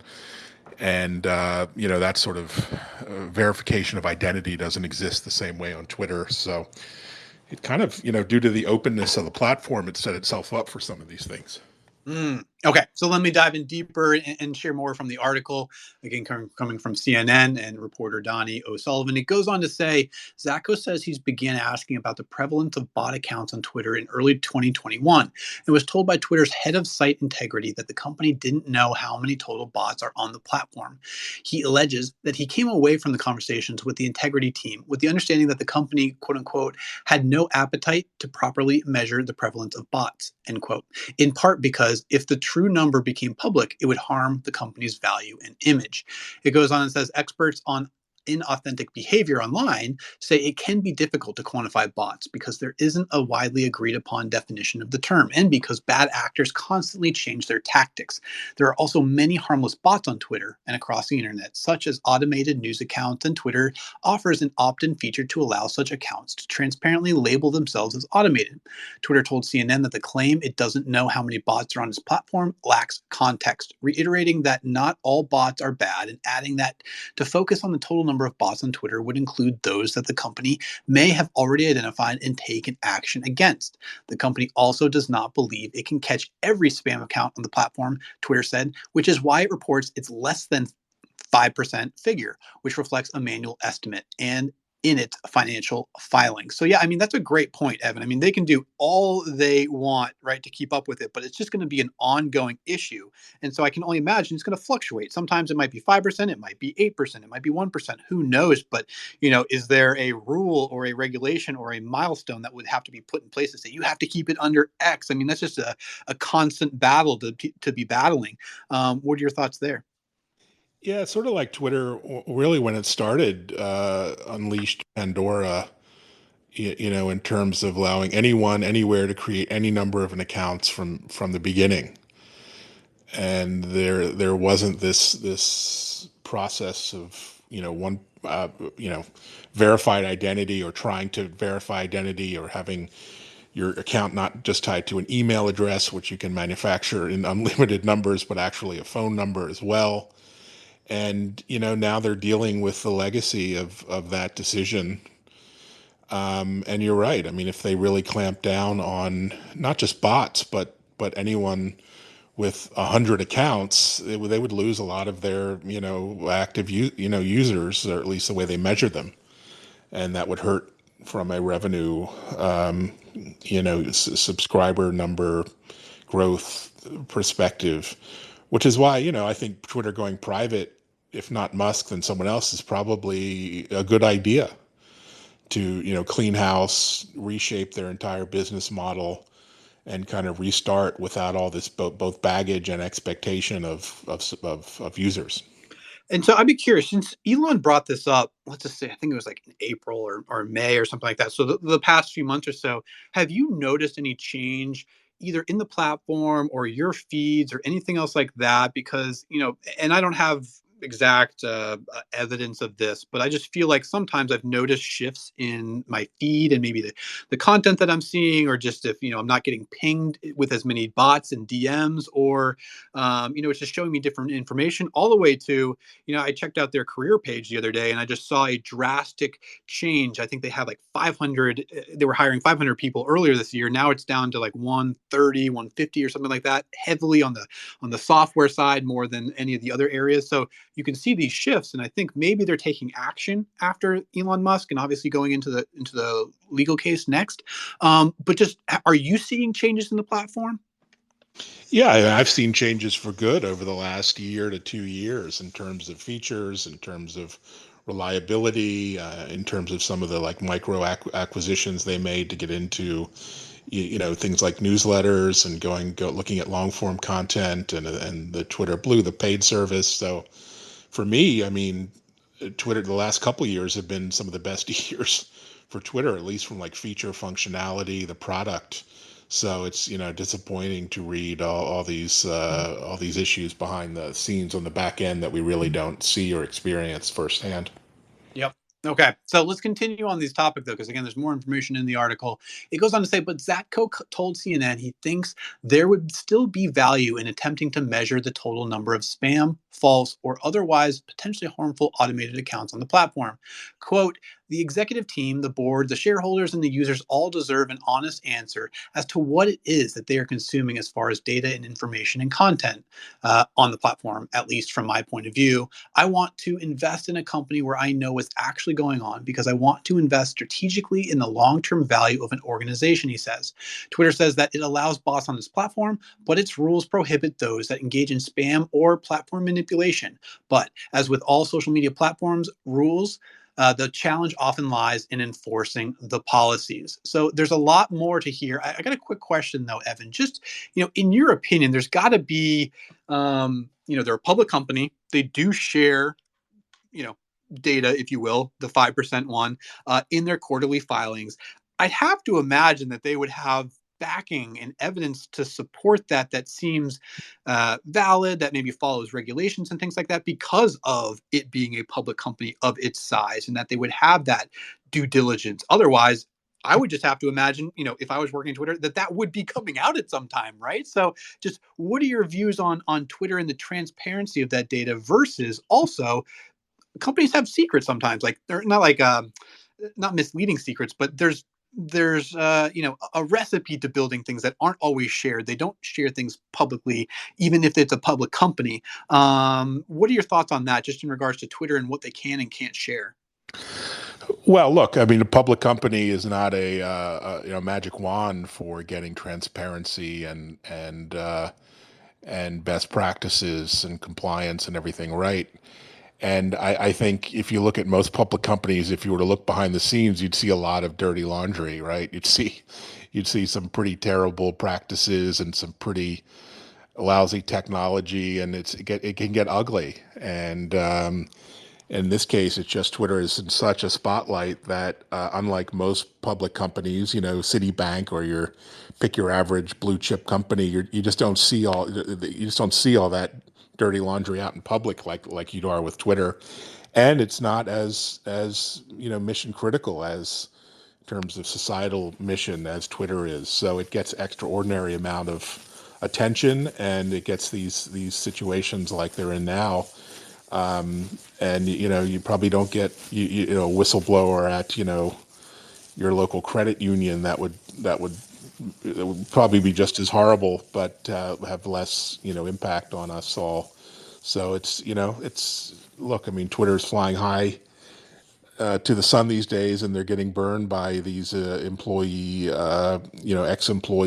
allegations. So it's kind of like par for the course for a company like Twitter.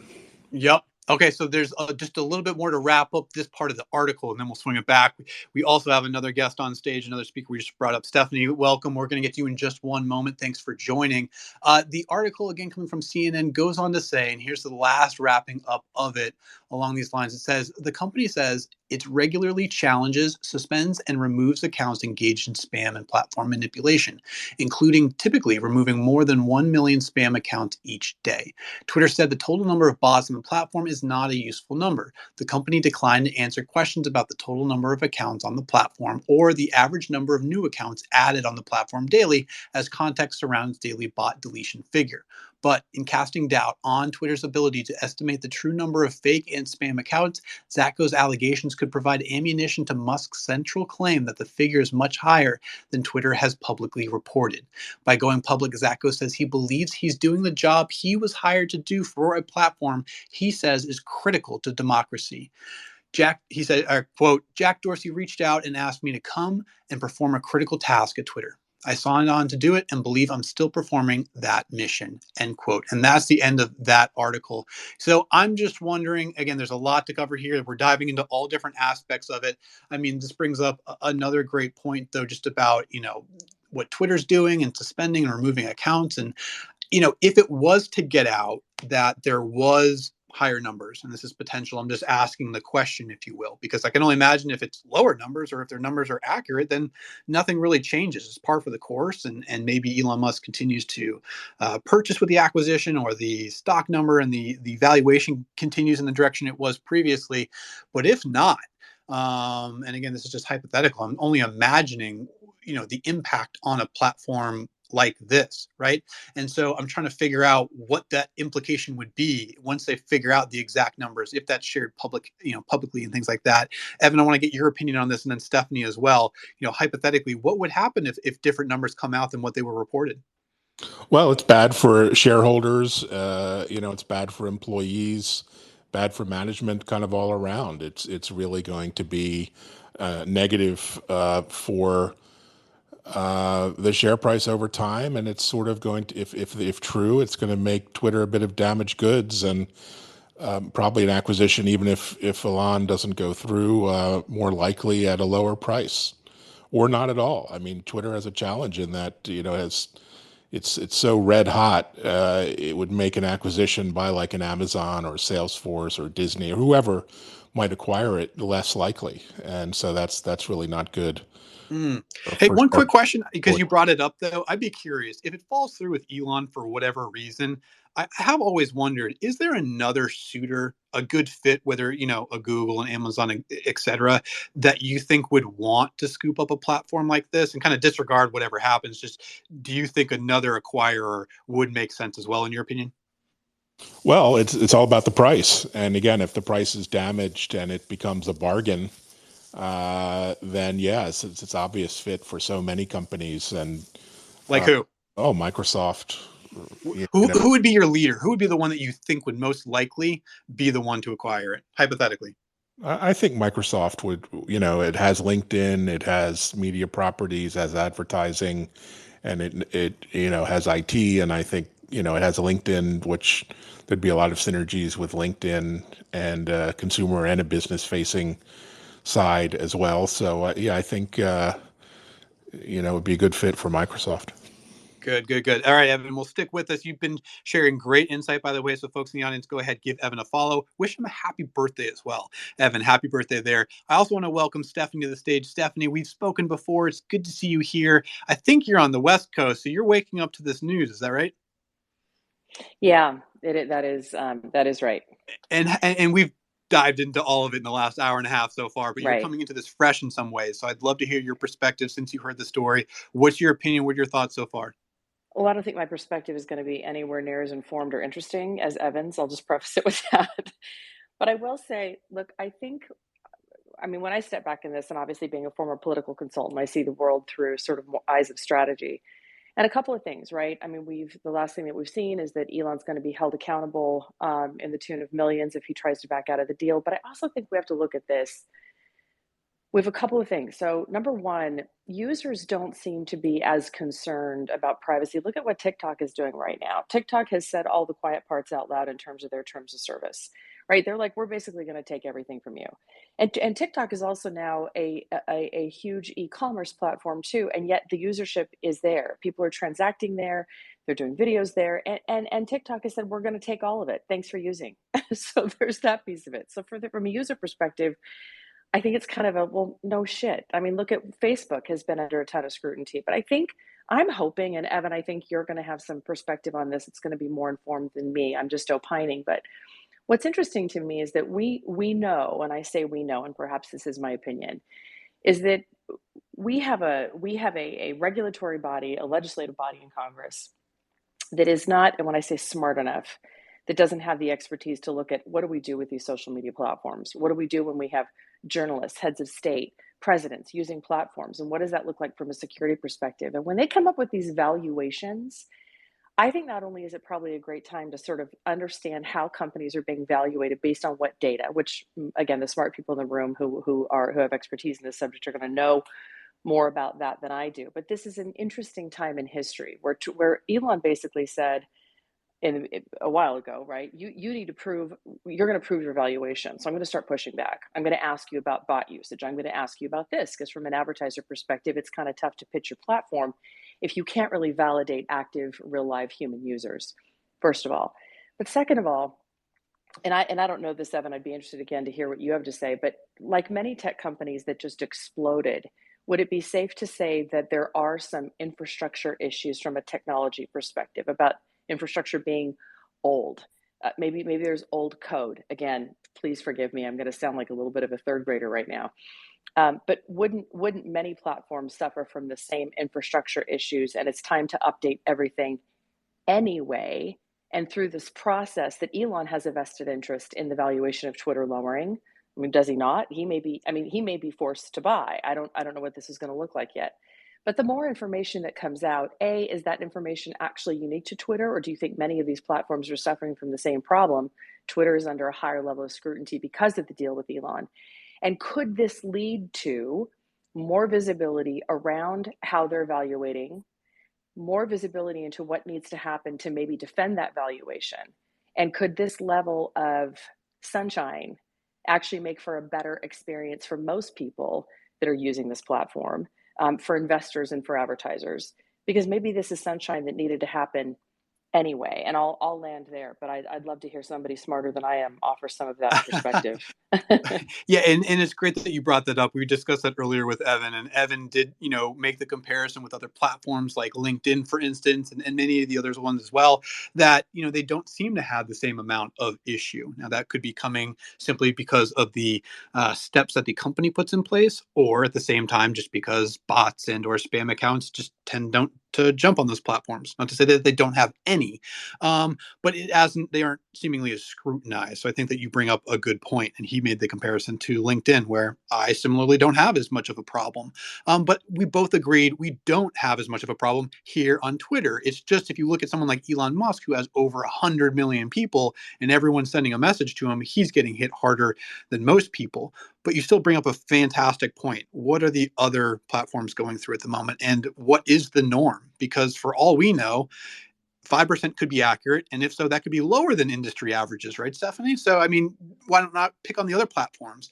But you need to be holding all of them accountable. Do you have familiarity with that, by the way, just in regards to like our other platforms kind of getting picked apart in this regard? I can imagine Facebook in some ways, but do you hear other platforms, getting hit in regards to this as much as Twitter has been?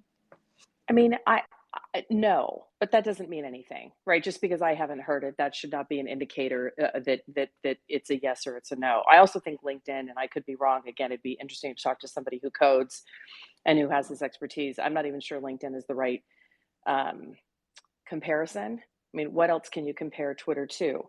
But I think again, look, and I'm not going to go off on this complete tangent, but we know that we have a problem in terms of most of these platforms relative to safety and security, and even relative to terms of service. I mean, I don't know if you remember, it wasn't that far long ago when the Taliban was using Twitter to coordinate efforts, and the position of Twitter was, well, they haven't violated the terms of service. So I think just getting our arms around, freedom of speech, of course, is a government issue. That is not a private, technology platform issue.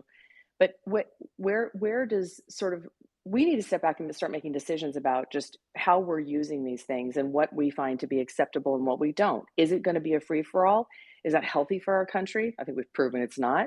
But there's so much in this that's so complex. But I think today's story, I also have to be honest with you. From my perspective, from a strategy perspective, if Elon is stuck with this deal, and I don't know what's unfolding at this point, he certainly has a vested interest in this valuation kicking down as well.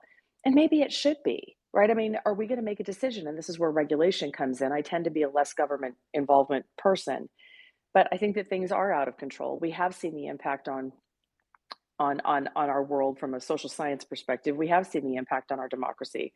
And so what do we all start to decide that's acceptable and what's not acceptable? And whose decision is it? Is this an issue of regulation now? Is this an issue of you got to prove it before, you got to prove your valuation because it means that here's going to be the criteria? I don't know where this is going, but I don't even know if today is either a nothing burger or if this really matters. I don't know if this is just a long-term strategy to say the valuation's too high, Elon's stuck in the deal. I know the claims in this article today have been that this was underway far before Elon even entered into the fray, and that indeed may be true. But I think it's time for us to look at all of this anyway. That's just my 2 cents. And again, this is coming from somebody who does not have specific expertise in this space, and so it's always interesting to me to hear from people who do. Yeah. But that's how I'm thinking about this anyway. I love that. And that's a great point and a great reminder for folks because we've been running this room for about over an hour and a half. And again, my name is Adam Socklich, also known as the Best of Live Audio. And we love having the latest news covered. We love diving in deep to these types of stories and just trying to find more context about what's going on. Obviously, we love Twitter. We are here. We are on it. We're talking about it now. But we want to hear those diverse opinions and expertise. So if you're in the audience, if you have expertise into this, it could be cybersecurity. It could be any other aspect of it. Go ahead, send me a DM or a request and come on up. So Stephanie, I know you, and by the way, give Stephanie a follow, by the way, because not only are you great, we've talked before, you mentioned you have a background on the political and the consulting side of things as well. So let's take it from that angle, because of course this platform is great for a number of reasons. And it can be great to share opinions in a political sense, but we also know that it has a lot of impact and obviously a lot of influence in regards to the political side as well. So when you hear this news, where does your mind go from that political angle? What do you think the government's thinking of this at the moment? What do you think they'll do about it? Do you think this could cause, you know, greater challenges in some ways? I'm just throwing those out there. What are your thoughts? I mean, I don't know. One of the, one of the famous sort of quotes out of the world of politics is the last thing you want to hear is "I'm from the government and I'm here to help." Um, so I'm not overly banging on the government, but I do think these are unprecedented times. We have members of Congress that have been sitting there for decades, who are in their 70s, 80s, who are who are the deciding bodies for things in the world of technology that they do not understand. Um, I want to harken back to the most obvious, which is when Congress, subpoenaed Mark Zuckerberg to come in and have a conversation about Facebook. And if you sat down with people who spoke another language with you, and there was a high stakes in the conversation, you would assume you would have a translator. Otherwise, it would be very difficult to get through a conversation. That congressional hearing, there was no translator. So members of Congress were asking questions that they didn't understand their own questions because they didn't really understand what they were trying to get from an information perspective. Zuckerberg was smirking, and I'll give him credit on this one, rightly so, because he was having to translate in live time with these members of Congress to say, "Are you asking me how I monetize?" Yes. Well, what are you talking? Like it was a ridiculous conversation. So part of our issue is that from a political perspective, I think America enjoys what we call freedom of speech. People disagree on things. People can send out information that's either valid or not valid, data driven or not data driven, and it has the ability to blow up and go viral very quickly. And you can never stuff toothpaste back into the tube. And so this is a problem that we have. And I think most of us need to acknowledge that there is a problem when it comes to behavior on social media platforms. We may disagree on what approach should be taken. Should it be highly regulated? Should it be, again, suspending people from the platform if they violate terms of service? What type of information is considered disinformation? And depending on what side of the political aisle you're on, you're probably going to disagree on what that looks like. There's so much we have to wade through. And by the way, the last thing I'd want to be is in charge of that. I think it's really complex, and I have no idea how to approach this. But I would say that we are in unprecedented times right now. Certainly what's happening at Twitter is big, but Facebook has been under scrutiny for a long time. What net effect of that scrutiny has been, I don't know yet. But it's time for us to we have to get our heads around this. And I don't know who we even is. And I don't even know if Congress is the right body. But we can't say that it's okay still. We've seen the impacts of social media platforms. We've seen what it's done in terms of the division and how we have people shoved into information silos. The more you seek something, the more you shall find. And it's impacting behavior. It's impacting our democracy. And so we have to do something. What that something is, I don't know. Congress hasn't shown a propensity to be smart enough to handle this issue. Sorry, members of Congress, but that's just the reality. Well, and that's an interesting perspective, though. You bring this up, right? Like, obviously, is it the company's ownership, and they need to be taking care of it? At the same time, do they need to be regulated and following under, the government in some ways? And then, is there another option out there? I don't know what that one is, but that's certainly an interesting conversation to have, and to, I don't want to say to come up with it on our own. I'd like to think that they have the solutions mapped out as well, but you never know where they come from. So, Stephanie, something you brought up just a minute ago, I think is great, is the comparison to these other platforms. Because I'd have to imagine, and you know me, I like to role play in this regard. Sometimes I think I've made you Elon Musk before. I'd like to make you like a Mark Zuckerberg. You wake up this morning, you've been picked apart before, you've been chewed apart before, but this is now targeted at Twitter. Are you kind of scared and worried that this is going to grow and obviously swing more his way in the near future? Or, and not to say it hasn't before, or are you kind of smiling and just kind of the attention's not on Facebook at the moment beyond his metaverse picture not looking as handsome as he could be? But please share your thoughts on that one. I mean, the pessimist in me, and maybe pessimist is the wrong answer, but I don't, I haven't, I have not seen a sign that Zuckerberg or Dorsey or any of these guys have been afraid of anything. These are people that have the power to build the world and build anything you want. They can build virtual cities. They can build platforms like Twitter. And they know that we don't have other smart people in the room that have the power to impact much of what they're doing. Now, I'm not saying that's brushing with a very broad stroke, and I'm not saying there haven't been impacts to platforms over the years. But I don't think there's anything at this point yet to be afraid of. I mean, as I said, if you think about it from the perspective of, hey, we're worried we're going to lose users if we find out there's X amount of bots or there's X amount of security issues.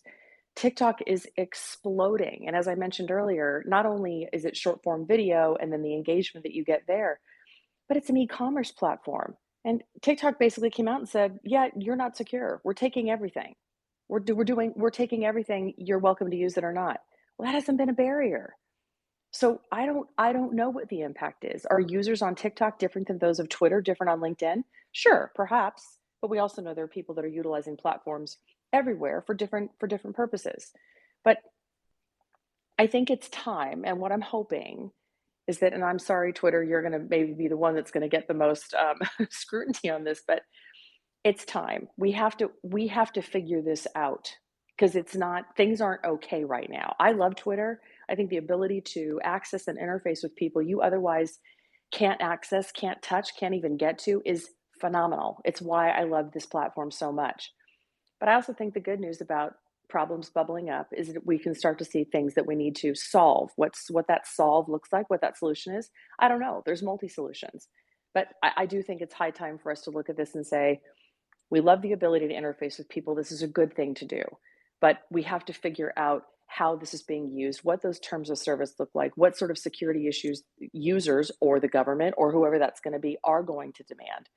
Because at the end of the day, I think Evan made this point earlier, It's incredibly important. Twitter is very unique in this way. If you have heads of state, elected officials, members of the press that are using something that does not have appropriate security lockdown in place, that is a problem. That is a threat to our democracy. That is a threat to our security. And we have to acknowledge that. So, what is that going to look like? I don't know.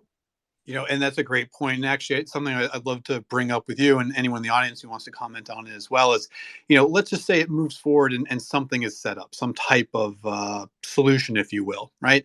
And it does impact a platform like Twitter negatively. Maybe they lose a bunch of users, of course. Maybe the valuation drops significantly. But I'd also wonder if by being the lead or being the first one to kind of really get hit by that, is it detrimental? Does it really hurt and overall impact the company significantly? Or is it almost like a fresh restart? And I don't mean from zero, right? But from, yes, a lower amount, but they're the leader in that regard. So then do those same regulations or solutions or whatever then need to go be impacted by the other platforms that are out there. And that just puts them farther behind because they weren't first, right? So in a way, Twitter gets that fresh restart, if you will. Or obviously, by being the first, is it just all the attention's on them? They get hit so hard, and then you want to be kind of one of the follow-up platforms that are out there who can kind of follow in their footsteps as well. You know what I mean? Do you have thoughts on that one? I think this is just a wait and see. I think there's a lot that has to unfold right now. I just don't know if this ultimately is a nothing burger or if this is a something burger. And I just don't know yet. I do Mhm. think that again, Elon Musk, and again, I'm not being pessimistic. I'm just being practical. Elon Musk he may be forced to do this deal, and if so, he's got a vested interest in making sure that there's so much sunlight into however many challenges Twitter has as a platform, because it will impact the valuation. And frankly, it should impact the valuation. So I think we're going to watch this unfold. I think it's going to be really interesting. And by the way, I want to thank you for having me be a part of this conversation. I'm about to drive someone to school in the form of my son. So Fantastic. thank you. Thank you for having me in this conversation. I'm glad that you opened up the space, and let's see what happens. Yes, absolutely. And thank you, Stephanie, for joining and enjoy school today for your kiddo. And for Thank everyone, you. yeah, absolutely. And everyone give Stephanie a quick follow, by the way. She's great. I love these conversations, folks. It's always interesting to hear and have conversations about what's going on in the world, right? There's a lot going on. News moves here on Twitter faster than almost anywhere else. You'll see breaking news on Twitter, and we're covering it live right now before almost it hits all the other platforms because they're still trying to figure it out. I am not a national or global reporter. I'm just the stupidest guy in the room that takes the chance to come up here and start these conversations. But that's what I love is having these curated conversations. I want to hear what the general public has to say about it. As Elon Musk says, it's like a town square. It's a public square where we can have these conversations. We're building upon stories that are out there. Now, some people and a lot of people feel like CNN is a reputable media outlet. And so this story could obviously definitely be true. However, there's skeptics out there as well. And I'm not taking either side. I'm just trying to dig to the truth and help people get more information to stay up to date on this. So if you're in the audience and if you're enjoying this, please follow along. You can follow me if you as you will. I love having these conversations. Every time there's breaking news, I love to cover it. And at the same time, if you'd love to come up and be part of the conversation, go ahead and raise your hand. The next person, Ariel, you and I have spoken before, and it's good to see you here. Thanks for raising your hand. What's on your mind today? Yeah, that's funny you had Stephanie on. She's actually a friend of mine from the fireside chat. Has she ever talked to you about that? We have, and yes, I know Uh, that she hosts on other platforms as well. But what are your thoughts on the uh, news coming from today? right. I don't know. I'm a little late to the party, so I just joined like 5 minutes before. I have no idea what was the whistleblower talking about, and how was Stephanie a part of this? Yeah. Yeah, great question. And I think it's perfect timing for a good refresh or a good reset because I've been running this room coming up for almost 2 hours. And the news came out early this morning from CNN, who covered a huge article. You can check it. It's at the top of this space. It's also at the top of my feed if you want to check it out there. And of course, it's just coming back to the topic of an ex Twitter exec blows the whistle alleging a reckless and negligent cybersecurity policies. It's talking about a major security problem that they have. And of course, it's a former executive whose name is Peter Mudge Zatko. He was previously the head of security, reporting to Parag, the CEO at Twitter. He's the one who's breaking this news, and there's a video, there's a full article that we just went through as well, kind of sharing what, how do I say this, that let's see. Well, let me just reread the paragraph. Actually, the disclosure, excuse me, I've been talking for 2 hours, was sent last month to Congress and federal agencies. It paints a picture of a chaotic and restless environment at a mismanaged company that allows too many of its staff access to the platform's central controls and most sensitive information without adequate oversight. It also alleges that some of the company's senior most executives have been trying to cover up Twitter's serious vulnerabilities, and that one or more current employees may be working for a former intelligence service. So this is the article coming out of CNN just this morning. It's pretty big news, but something I talked about with a previous guest, not just Stephanie, but with Evan, was, hey, why isn't this trending on Twitter, right? This is a pretty popular, pretty big topic. You think it would Because be it's their trending. own week, why would they want it to? Well, exactly. And I've hosted these rooms before, and they pop into the thousands on things like this. So my room has been static between 30 and 40 for the last 2 hours. That's a little unusual, but that would just, I'm not making any judgment here. I can't confirm anything, but why would that be that they could tailor the system in one way or another, but not talk about bots and other impacts and spam accounts as well? But Ariel, what are your thoughts on this before we jump over to George? Right, right. Oh, and for instance, I still don't get a follow back from you. That's okay. Let me see. What I look at is that there's a presidential candidate I always enjoyed listening to, and I always enjoyed. His name is Andrew Yang, and each and every time that Andrew Yang trends on Twitter, it's always for something negative, and he's always being attacked by people who are mostly frothing at the mouth. And I'm getting told, like, where does all this hate and vitriol and frothing at the mouth behavior come from? And they're telling me, like, it's not natural. It's like these bots and all these people. But this is another one of the reason that I love spaces, because I don't see this frothing at the mouth, angry, hateful behavior that I do on the rest of Twitter. And there's these like deep intellectual conversations where people can kind of be friends with each other. People can kind of understand each other. And then when I get out of spaces and I see the rest of Twitter, I see people acting like, I'm sorry, like monkeys just throwing their feces at each other. And I get so disgusted by it that I try to stick to these social audio rooms, and Mm. that's just me. I appreciate that, Ariel, and thanks for joining us today. So, folks, I want to keep continuing on and hearing from as many people as possible. And thanks, Ariel, for raising your hand. Thanks, George, for raising your hand as well. If you have thoughts, if you have questions, go ahead, raise your hand. We'll bring you up. So, George, I've known of you for quite a while. I'd love to hear your opinion. Thanks for raising your hand on just the news that's shared today in regards to this Twitter whistleblower. What do you think? Thank you, Adam. I love the way you ask questions.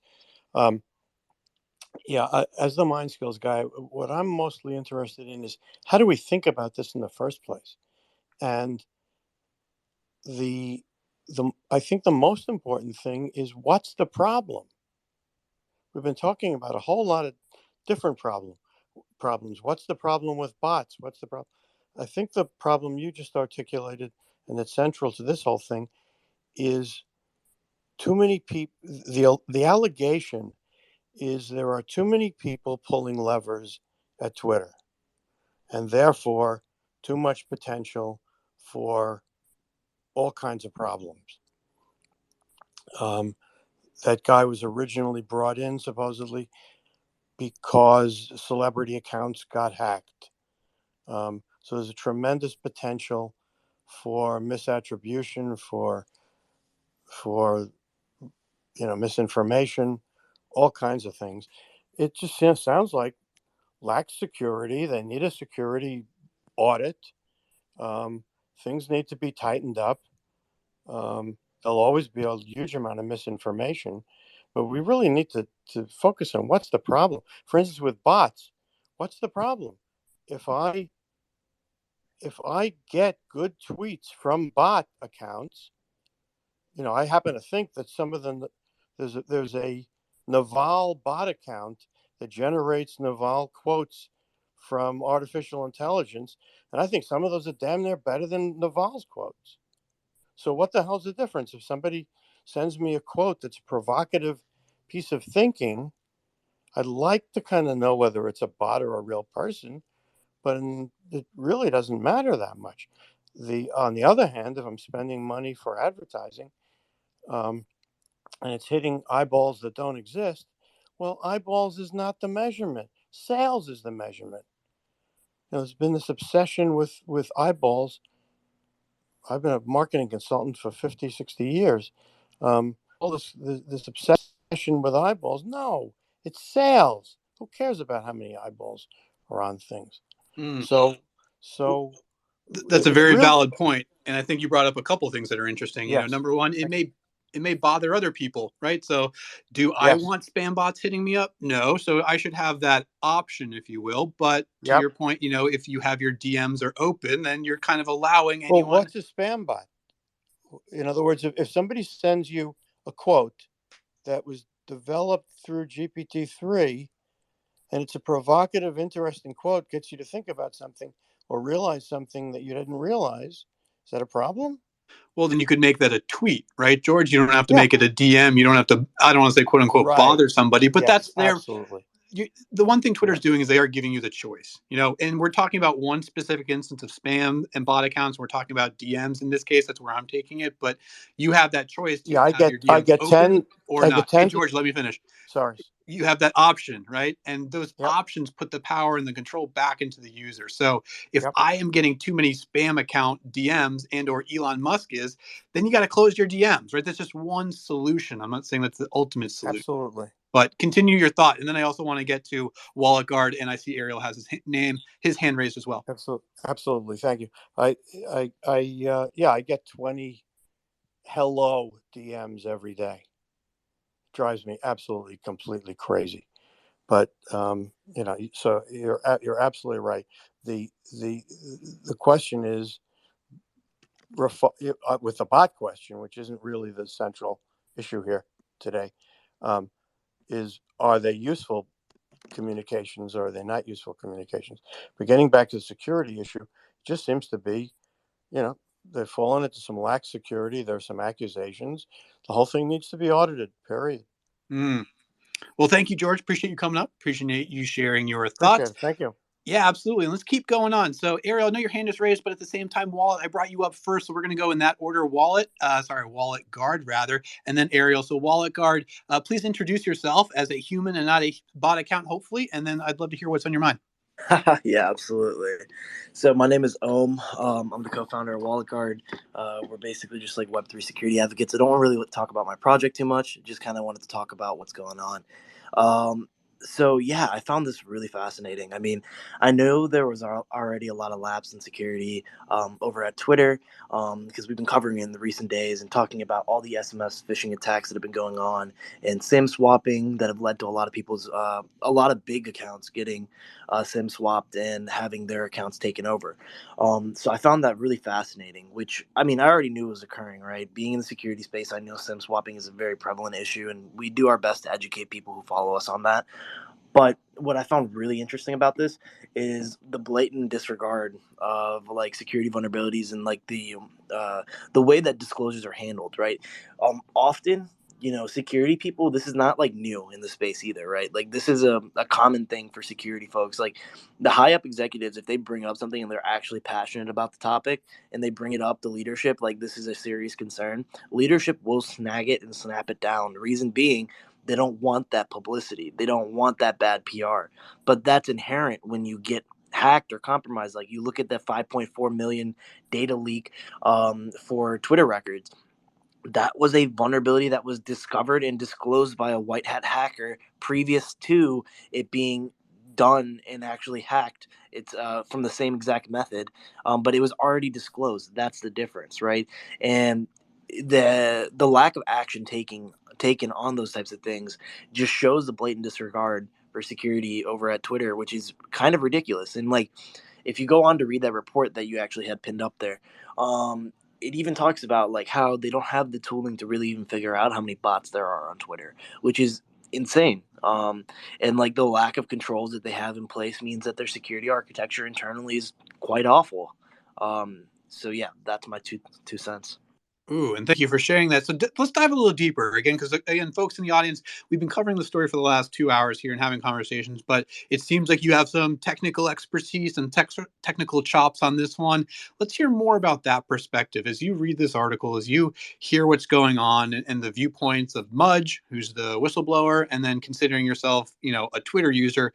Generally speaking, what do you think's going on with the story? Which way do you kind of side, if you will?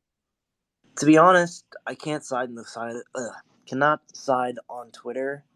Here, reason being, um, it's not like this is an underlooked fact, but like Twitter, like people in the security space often go underlooked when they bring up vulnerabilities like this, and it's not like the first time you hear a story like this where people have talked and raised concerns and then they're ignored, right? And you can also like dive into it a little bit more where there was the leadership change that really changed the way that security at Twitter was being pushed. So when Jack Dorsey left and the new CEO stepped up, you can see that he mentioned that the security dynamic changed.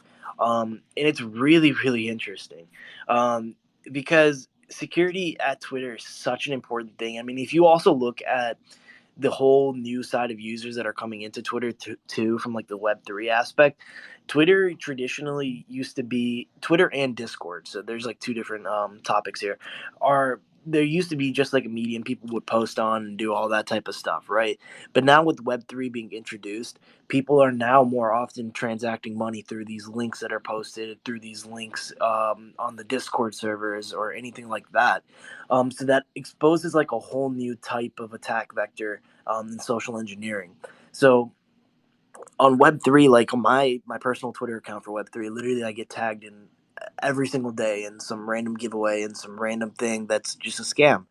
And Twitter obviously has had so much time to try and address this problem. They haven't done a great job, and it just kind of shows that either that security is not their top concern or it's something that they're not capable of handling, which is just it poses an interesting thought.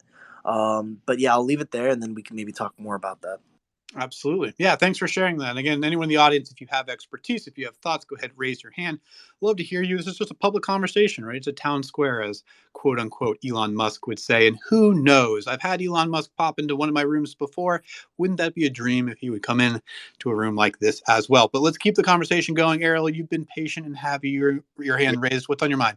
Speaking of Elon Musk, it was kind of interesting. There's these guys, their name is like Project Veritas. I don't agree with their, right philosophies, but they had an interview with someone on Twitter, one of the higher ups, and they said they were making fun of Elon's Asperger's, actually. If you kind of like Google it. And I thought that was very strange. So and also if any of you noticed, autism was trending yesterday, and I don't know if it was a positive thing or a negative thing, but somebody in my group chats was having a conversation with someone on Twitter about autism, and they said like it incensed them for some reason. But I find it very interesting that you can have people at the head of XYZ company, and they can pull levers to manipulate what they want to have a megaphone and what they want to suppress. And I just don't think that's a problem for Twitter. I think it's subtleties everywhere in this new kind of digital age where the people at the top have access to their own special levers that can, amplify some things and put down other things. There is a big debate of whether like social media gets huge and everybody's on it, if it should be treated as public utility, or there should be those like gods at the top that just decide, what are we going to amplify and what are we going to put down, and it's just their decision. So I Mm. just wanted to put that out there. So something that you bring up, I think, is the Elon Musk topic. So let's jump into that a little bit deeper. We went on to that earlier with Evan and with Stephanie, and now, so if you check out the articles at the top, by the way, it's ever growing. There's more comments being added to them. There's more news coming out. CNN put out just an article soon after, focusing more on Elon Musk. I will make sure to retweet it and post it here at the top in just a moment. But let me touch on that, and then we can dive in a little bit deeper. And again, if anyone in the audience has suggestions, go ahead, raise your hand. Someone already retweeted and tagged Elon Musk. So again, who knows what happens? But the article is called "What the Twitter Whistleblower Could Mean for Elon Musk's Takeover Deal." This is by Claire Duffy, CNN Business. She was in this room not too long ago as well, listening. And the article says Elon Musk's month-long effort to buy and then get out of buying Twitter has been marked by a range of unexpected twists. Now, a stunning whistleblower disclosure from the company's former security lead, Peter Zacco, is almost certain to become the latest complication. As part of a wide-ranging, nearly 200-page disclosure sent last month to U.S. lawmakers and regulators, which was exclusively reported by CNN and the Washington Post today, Tuesday, Zacco alleges that Twitter has neither the incentive nor the resources to properly measure the full scope of bots on its platform. He also alleges that Twitter suffers from a range of other security vulnerabilities that it has for years failed to fix. Twitter has broadly defended itself and criticized Zacco's allegation as, quote, riddled with inconsistencies and inaccuracies, unquote. It goes on to say Musk, who initially said he wanted to, quote unquote, defeat the spam bots, after buying Twitter, later raised alarms that the company might be significantly underreporting the number of spam and fake accounts, although he had little apparent evidence beyond his own experience on the platform to support the claim. He's made the issue central to the legal fight over the $44 billion acquisition, even as Twitter argues Musk is simply attempting to get out of the deal, for which he now has buyer's remorse amid a market turndown. So we'll go deeper into this article in just a moment, but let's go back to you for a second, Wallet Guard, and remind me. I think your name is Ohm. Is that right? What is your thought on this in regards to Twitter, who comes in, or in regards to Elon, who comes in here? I can see the platform that he uses more than almost any other. He has over 100 million followers here. It's an extension of his voice. He doesn't even have PR or really much marketing for Tesla and or the other organizations that he has. So acquiring something like Twitter is kind of like it's kind of like Jeff Bezos acquiring the Washington Post, right? It's a whole nother outlet that now you have access to, and to amplify your voice and the impact that that can have around the world as well. So I just like to hear deeper about that topic, and we'll go back to you, Wallet Guard. Just what's your thought on this in the timeliness of Elon coming in? And do you think this is something that maybe Elon had a hand in, or do you think this is going to help Elon or hurt him? What are your thoughts? Okay. So, as far as help or hurt Elon, it's definitely going to help him. Now, I don't want to speculate whether Elon had this planned or whatever the case might be. But, Elon did raise some serious concerns, right? He was trying to buy Twitter at a $44 billion valuation. Now, the issue was that was on the premise that only like 5% accounts or something like that were bots. That clearly, with this report, can't even be proven. So that raises a serious concern, and obviously that's going to lead to a devaluation of Twitter if they're not able to prove that. So yes, in that case, it is going to help him. If he's still because my thought process is that Elon still wants to buy Twitter, he's just going to get a discount on it. That's kind of what my thought process is here. Yeah, I can see that as well. How something like, it's already dropped the price quite a bit, right? So not to say he wants it more, but that couldn't necessarily hurt. And ultimately, do you think this will come through? Do you think Elon will acquire it? Or do you think, in a way that more information is going to come out, the numbers aren't accurate, it's going to hurt and just, get worse and worse? What's your quick opinion on that? Yeah, it's gonna get worse, right? The numbers are gonna come out subtly, and they're gonna try to figure out a way to do it. But it seems like they need an overhaul of their security infrastructure and how they're even monitoring and how they're doing their things. There's a reason why Twitter doesn't succeed really well as a company regarding their marketing and how they have Twitter ads, but Twitter ads really don't do anything for anybody. So they're clearly not really collecting the right metrics and able to really address the proper demographic. But yeah, I do think it's going to devalue the company overall. And because you have probably more expertise in this area than most of us in the room, what would you do? Let's role play for a second. Let's say you are Twitter and you need to fix the problem, right? And let's just say there is a spam problem, even if it's 5% or less, there's still some of that going on. What would you do to fix it? Fantastic question. It's really hard to say without understanding what their infrastructure is, how they're monitoring account creation. A simple thing that I think they recently started doing was forcing the mandate that every new Twitter account requires a verified phone number. And then you could go even further than that and make sure to essentially make it so it's a verified phone number. So it's not like a Google Voice. It's not like a VoIP phone number. Then on top of it, with account creation, you maybe make those guidelines a little bit more strict, but that could also hurt them. So because people like to be anonymous as well. So um, it's kind of a double-edged sword.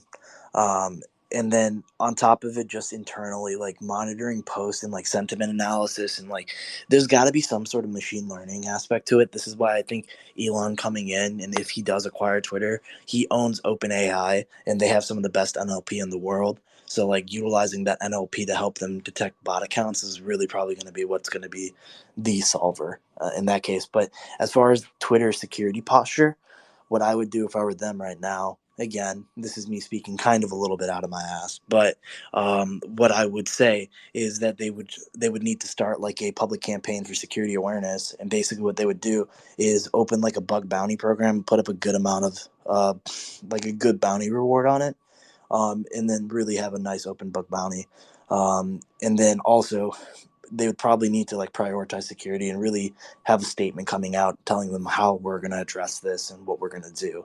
Because right now with the security, like with this whistle being blown, it really kind of shines a light on poor practices. So it really, you want to see those practices corrected.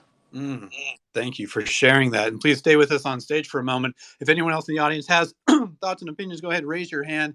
We got some people in the queue. I just also want to make sure that we refresh the room. We reset the room every now and then. For anyone who's new, again, my name is Adam Socklich, also known as the Best of Live Audio. And we're covering the news that came out of CNN this morning. You can check it out at the top of this space and at the top of my feed.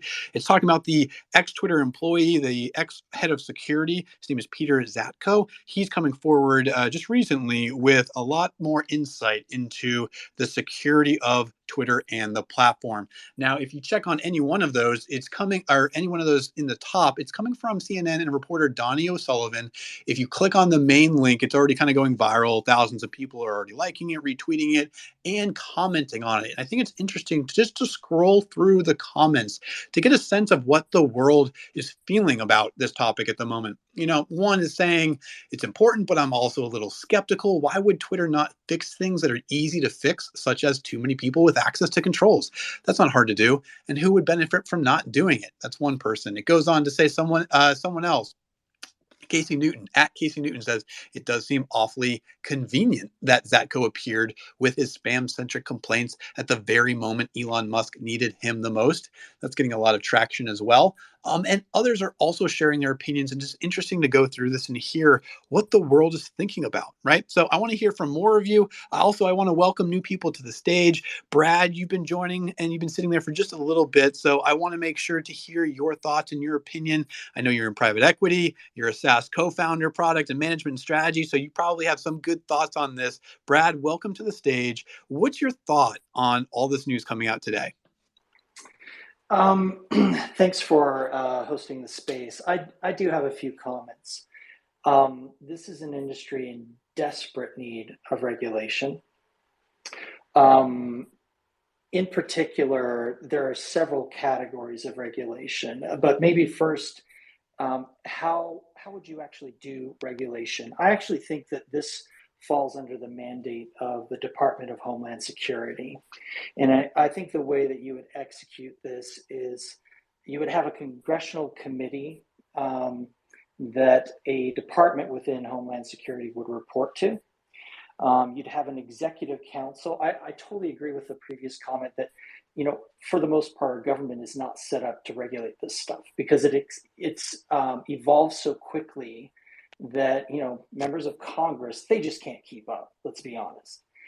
And so what you need a national council, an executive council of industry people who understand this stuff deeply to essentially set policy and set standards for the industry.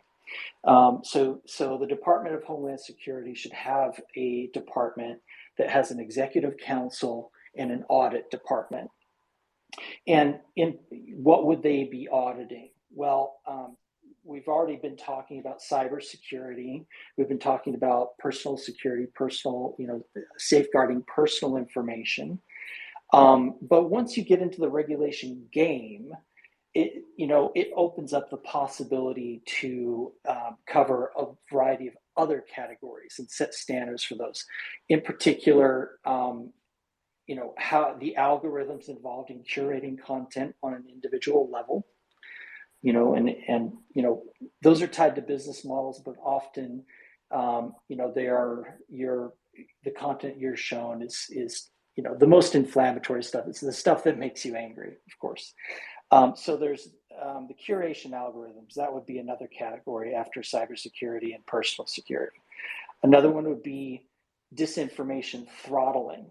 And I would throw the bots under that category. But disinformation, it goes from disinformation, which is information that's put out with malintent, which ends up turning into misinformation once people get a hold of it and start retweeting it. And that especially in the political arena, it tends to accelerate and go viral, depending upon who the influencer is who posts it and what their following is like. And by the time anybody's able to moderate that content, it's too late. The cat's out of the bag. So there needs to be a way. I have some ideas on this, but Twitter and other platforms, they need to essentially create a way to throttle the rate at which that information is disseminated, and have users essentially help identify what's misinformation, what isn't. Okay, so you've got cybersecurity, personal security, curation algorithms, disinformation. Another one is content moderation. In other words, what are the policies that regulate which content gets taken down, which accounts get blocked because of what they're posting? There needs to be some standards around that. And here's some other, in terms of organizationally, okay, so those are the categories of things, and I'm sure there are probably others that you would be auditing for and have industry-wide national standards set for those categories. How would it be implemented within an organization like Twitter? Well, in the first place, you would have a compliance department, and that's the group that this national audit group would report to. The compliance department would report to this audit committee, department under the Department of Homeland Security. So you'd have a direct point of contact and liaison. Secondly, this really goes to the heart of product management. And you need to be, just as you're developing, customer set, just as you're doing user-centered product development, and product management, you need to have a certain percentage of your product management teams devoted to developing features that implement compliance, right? And so, the requirements at an organizational level, you need to actually have teams that do this internally and are focused on these areas of regulation. And now, and then you'd have to have penalties for misbehavior and non-compliance, and those would be financial in nature, but also they would be, if you violated one of these regulations, you would be, as a platform, you would be required to essentially post to every one of your users exactly what your violation was and have that featured prominently. Like when you go to Wikipedia and they're raising money, you know what I mean? And they, whenever they're raising money, you prominently see it at the top. Similarly, in this case, whenever they have a violation, they have to post in detail what the violation was to every one of their users. So those would be my suggestions. But one last thing that I'd mention is that in terms of the being anonymous on the platform. I'm about to set up a second account on Twitter, simply because I liaise a lot. Like, I've been spending so many hours with the open source intelligence community, and I've got really, really good friends in that community now. And to be honest, I don't think I know 20% of their names. They're all anonymous accounts. And anybody who's in like the security field, who's talking about stuff with international relations and, foreign conflict, they guard their, identities very, very, I mean, personal security is a thing for them. So I have people that I've been talking to for months. I have no idea who they are, just that they're really intelligent, cool people. And the more I've thought about it, I'm going to have an anonymous account, and frankly, I'm not going to be posting. I'm not going to be engaging in that type of activity. I think going forward on my main account. But furthermore, if I'm doing like AI art on Midjourney, I'm not going to post that to this account. It's just not super relevant to this audience. Well, maybe this audience, but the majority of people that I interact with. So it's nice. I mean, that's a feature that I like about Twitter, being able to create an alter ego. I think it's pretty great. I understand the concerns with it, but anyway, those are my comments. Yeah, and I have a quick comment, and then I'll bring it back with a question. Quick comment, by the way. My name is Adam Sokolich. I am not an anonymous account, and you can follow me. You can even click on my account, and you'll see, yes, the microphone there's a logo, but that is the brand, the best of live audio, where I just love to cover the latest news, greatest insights, and best conversations that matter to all of you here on Twitter Spaces. We do it live, by the way. So give me a quick follow if you are interested in more conversations, but I'm glad you brought up that point about anonymous accounts, and I'm glad that you also brought up the point of just what we can do about this, right? Or who's going to do what? Because I can only imagine, you hear things from the government that, hey, you need to do X, Y, and Z or something like that to Twitter. Well, Twitter's like, what is X, Y, and Z? Who's defining those standards? Who are defining those regulations? And I could wonder if, maybe the government wants them to be put into place, but maybe they don't set them in place, right? They don't, define what they are because, do they want to be the ones who get the finger pointed at them if something goes wrong, or if people don't agree with the way that those standards, those regulations are put into place? However, I can also imagine being the platforms, Twitter, Facebook's, LinkedIn. Do they want to be the first ones to say this is the right way to do it? Because I don't even know if they know. At that point, it's in this gray zone, right? Who's going to figure it out? Well, problems like this are going to keep happening. Slowly, maybe small improvements will happen, or maybe great ideas can be coming from us in the community as citizens as well. So, Brad, thank you for sharing that. But Ariel, I also want to make sure that you have your hand raised for quite a bit, and everyone is heard here. If people in the audience have their hands raised, or if they want to raise their hands and have opinions and thoughts, please go ahead and share that as well. Ariel, you've been waiting patiently. What's on your mind? Yeah, no, since Brad that's interesting. Okay. Yeah, no, what Brad said about the misinformation and disinformation and things like that, I just wanted to ask him if what he thinks the possibilities for social audio of like quelling more of the negative aspects in a good moderated room, but sometimes you have badly moderated rooms as well. So maybe that can be an amplification of bad things. But I think in like well moderated rooms, it's kind of like a buffer between all this negativity and disinformation and all this kind of stuff that we see. So I just wanted to, ask him his opinion on. You think that social audio can change the game when it comes to disinformation being spread, et cetera? That's all. Well, and let me chime in right there. But Brad, you are back, and so I think Ariel wanted to highlight something that you had said, Brad, and let's swing it back to you in a second. But what you're bringing up is moderation, right? This room is moderated. I am moderating it. Technically, I can define what I think is reasonable or not. I can move speakers around. I can close the room if I want as well, right? That's powerful. Now, what you're doing is you're kind of mass moderating, if you will. So if you have users who can report tweets, report rooms, that's great. And I even think Twitter has a program called, I don't want to say Blackbird. What was it? What was it? There's a program out there where people in the community can highlight things, right? You can report tweets, you can report rooms.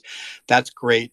maybe they could provide more of that. And I've even made the suggestion where, hey, I host these conversations, right?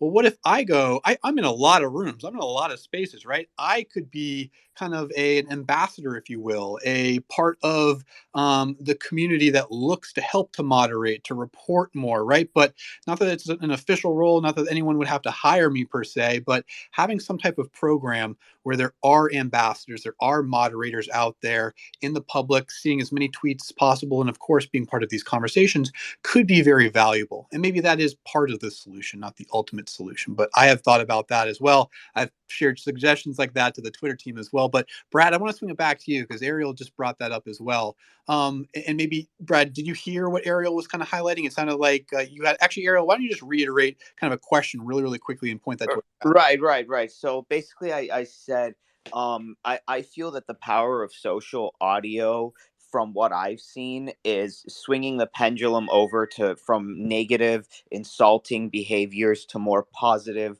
like good behaviors. And when there's a moderator who has a good head on his or her shoulders, knows what they're doing, you have less of a potential for this kind of like disinformation to make its way out there. Now, mind you, like good moderation, I'm not talking about if somebody speaks out of turn, like that's not like, DEF CON level 5, that's okay if they, or if they make a little joke here and there, I mean, that's fine. But if they spread like hate and anger and toxicity, that's in a whole different kind of realm of its own. So when I moderate rooms, I make sure that, the hate and the toxicity can't just like be spewed out there, and it's mostly for positive purposes. So do you see like social audio changing the game when it comes to some of these things? That's all. Yeah, thanks for the question. I think to a certain extent, social audio is self-regulating, although simply because it's in the interest of moderators to host a great room. And so, they'll tend to, try and get people to behave to the extent that they can for the most part. Otherwise, they're just not going to be a popular room. And you would assume that, most moderators want to have a popular room. Secondly, when somebody's tweeting, you can't shut them up, right? They can just keep tweet if they want to just continue to be, toxic and go right up to the edge of having their account suspended. They can do that, and you can't stop them. But a moderator can shut somebody up, which is pretty cool. Beyond that, it's you are less anonymous. It's easier to be toxic when you're writing because people can't hear you and they can't respond to you in real time. It is not, it's more of a synchronous experience, and so people, to the extent you're hearing their voice, it's, I think, a little bit harder to be super toxic than it is if you're just like trolling, on an asynchronous written basis. So I think it self-regulates a little bit from that respect as well. In terms of what beyond the self-regulating aspects, what can be done? Well, I think some education. When somebody becomes a moderator or a host for the first time, I think a really great thing Twitter could do is like send them, like, hey, here are some best practices and things that you could do to make your room successful. Here's a video to show you examples of how other people moderate who have really popular rooms. Like bring in the hosts of the most popular rooms and have them give tips and tricks on, hey, here's how I do it. My room has 20,000 followers. We regularly have these types of people, and the reason that they like us is because of who's there and the nature of the content, but also how we manage the room. And here's how I do it. And then go to the next most popular host and have them do the same thing. Beyond that, in terms of how can you identify rooms that have a lot of misbehavior, Certainly there should be a way of flagging that. I mean, is there not a way of flagging a room? There should be. There is Um, three dots up yeah, there. In fact, there's yeah, some yeah, yeah. in the early days of Twitter that me and a friend would go to, and we would call them like asylum rooms or Jerry Springer rooms. But I think those are the ones. But go ahead, Brad. I Yeah, don't yeah, interrupt. yeah. People, please So, don't. I'm not reporting this, right? I'm not working for Twitter or anything like that. I'm just reporting what the news is yeah, sharing on CNN. So please bear with me. I respect everyone, and I'm just trying to yeah, get more conversation around topics like this. So yeah, please continue, yeah, though. yeah. Beyond having ways for people to report this stuff, I do believe that there are some ways to create some measurements around what's happening in a room. One could be, how many people are talking over each other for how much of the conversation, right? That could be one. Another could be just the level of volume, right? Just something as simple as the volume level of the conversation. I don't know where the state of the art is at in terms of measuring like the valence or the sentiment of a conversation. Certainly, you could use voice recognition technology to and natural language processing to essentially parse out exactly what's being said, and recognize negative sentiment in terms of just the actual words being said. But beyond that, I'm not sure what else could be done, but those would be my suggestions. Yeah, and that's great. Thank you, Brad, for sharing that. And so, for folks, if you're in the audience, if you have expertise, if you have insight, if you have opinions on this topic, we just love creating these types of conversations because we do have a diversity of thoughts and people here, which is always fantastic, right? So, we've heard from experts that are in that Web3 space. We've had cybersecurity in here. We've had just the general public, right? We've had SaaS founders in here as well. We've had political consultants. I mean, there's just so many different ways of looking at this. I'd love to hear more of your opinions and more of your expertise on this. So go ahead, raise your hands. We'd love to bring you up. We've already been running for about 2.5 hours now. My voice is running, and I just love having these conversations. I do them all the time, mainly for the last couple of years, but especially in this past 6 months with all the news of Elon and the acquisition. And of course, news comes out like this. So people just want to hear more context, and we're trying to get to the truth. So again, we want to be hearing from more and more of you. I also want to make sure that we welcome back people because Stephanie, I know you're busy. It sounds like you dropped off your kid. Is your kid at school? Is that all good? Yeah, we're good. Sorry about that. Good. All right. So you raised your hand. Welcome back. What have you been hearing? What have you been thinking about since Yeah, you from I earlier no, I conversations? appreciate that because I think this is.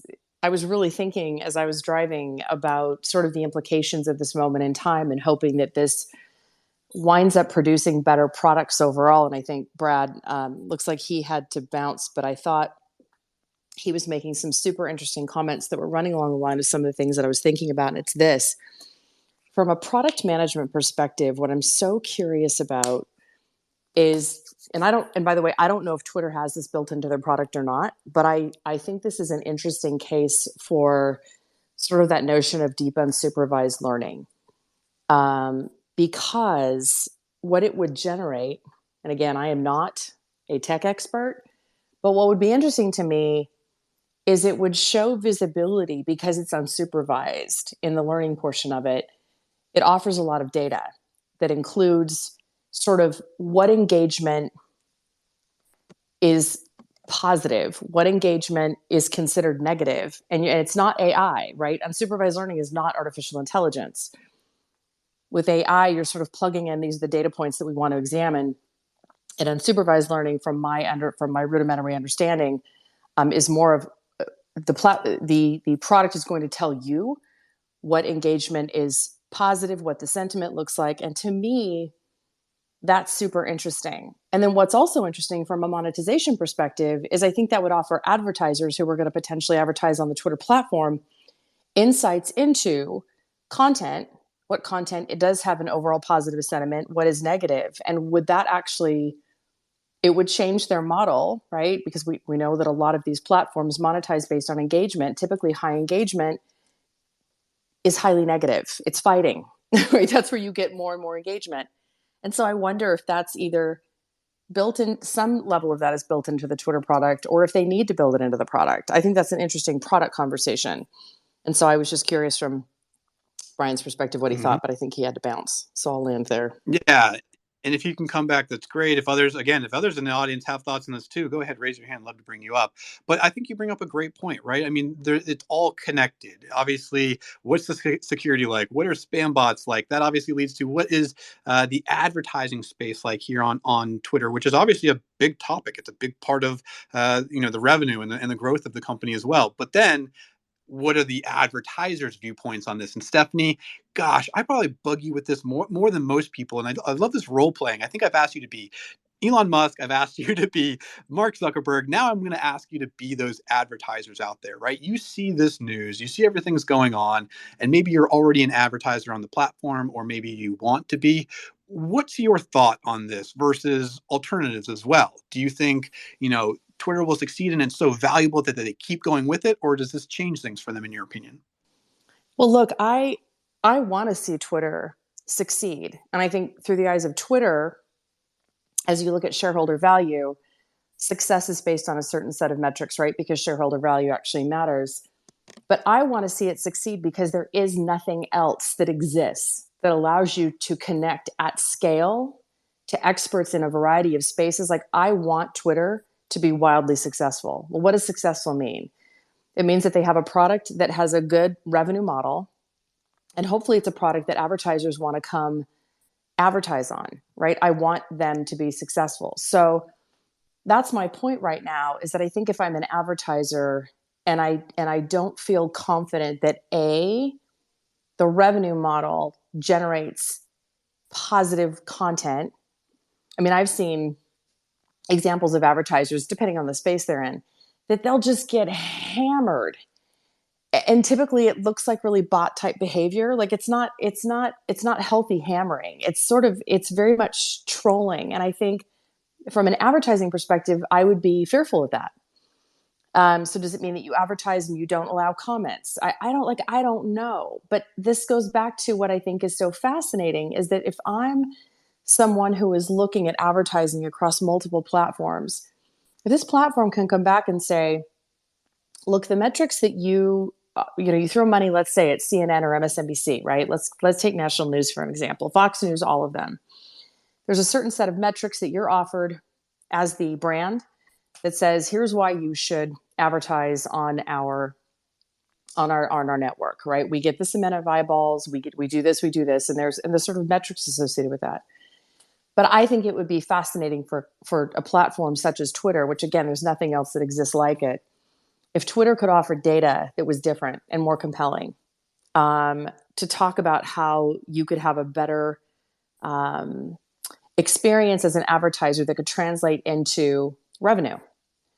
And I think you do that through offering different data points. And again, probably with a better product management. How are you managing the spread of disinformation? What is disinformation? How are you? And so I think I was hearing Brad say something really interesting to me as he was offering up ideas about, I think I heard him say something about national standards. This jumps into regulation. But it would be very interesting to me as an advertiser if I had better data. And again, I think unsupervised learning is fascinating because it does offer different data points. The product isn't coming to you saying, here's our data points and this is what they look like. It's saying, here's what we are learning. And this is what we know. And we didn't tell it what to learn. It learned. I think that's interesting to me. Mm-hmm. Yep, I think that's right. And I think earlier, to your point, Brad was sharing solutions and especially those standards, those regulations. Who comes up with that, right? Is it the government or is it the social platforms? And is it individual? Is it Twitter comes up with their own, Facebook comes up with their own? Well, then how do you have standards, right? And at that point, it's almost like social media platforms, not against the government, but working with them, and who takes the lead, right? Because I can only imagine, and again, I'm probably the stupidest one in this room, but if I was the government, I'd want rules and regulations and standards, but I don't know if I'd want to be the one creating them, because is that their place to do so? And or if they do it wrong, where does the finger get it point? Versus, obviously, if you're the platforms, well, are they the ones who are wanting to set a global standard? Versus, do they want to be the first one to do so? Or do they have to put the time and effort in to work with all of the other platforms as well? And at that point, that sounds interesting, but what if they don't all agree on it, right? It's just like it's this gray zone that it's almost like I don't know if it could ever be resolved in some ways unless, someone takes the lead and or I mean, is it a crazy idea if we try to come up with it or maybe give ideas and help slowly make some progress because hey, it's the platform that we're on. We're the ones who want to use it. We're the users. Can we help in any way? I'm curious about that as well. But Wallet, you've been raising your hand and waiting patiently. I'd love to hear more of your thoughts on this as well. Yeah, so first and foremost, I want to say that regulators tend to be the ones who least understand the subject, which is unfortunate. And they have subject matter experts try and speak on it, but it tends to just be lobbyists, not subject matter experts.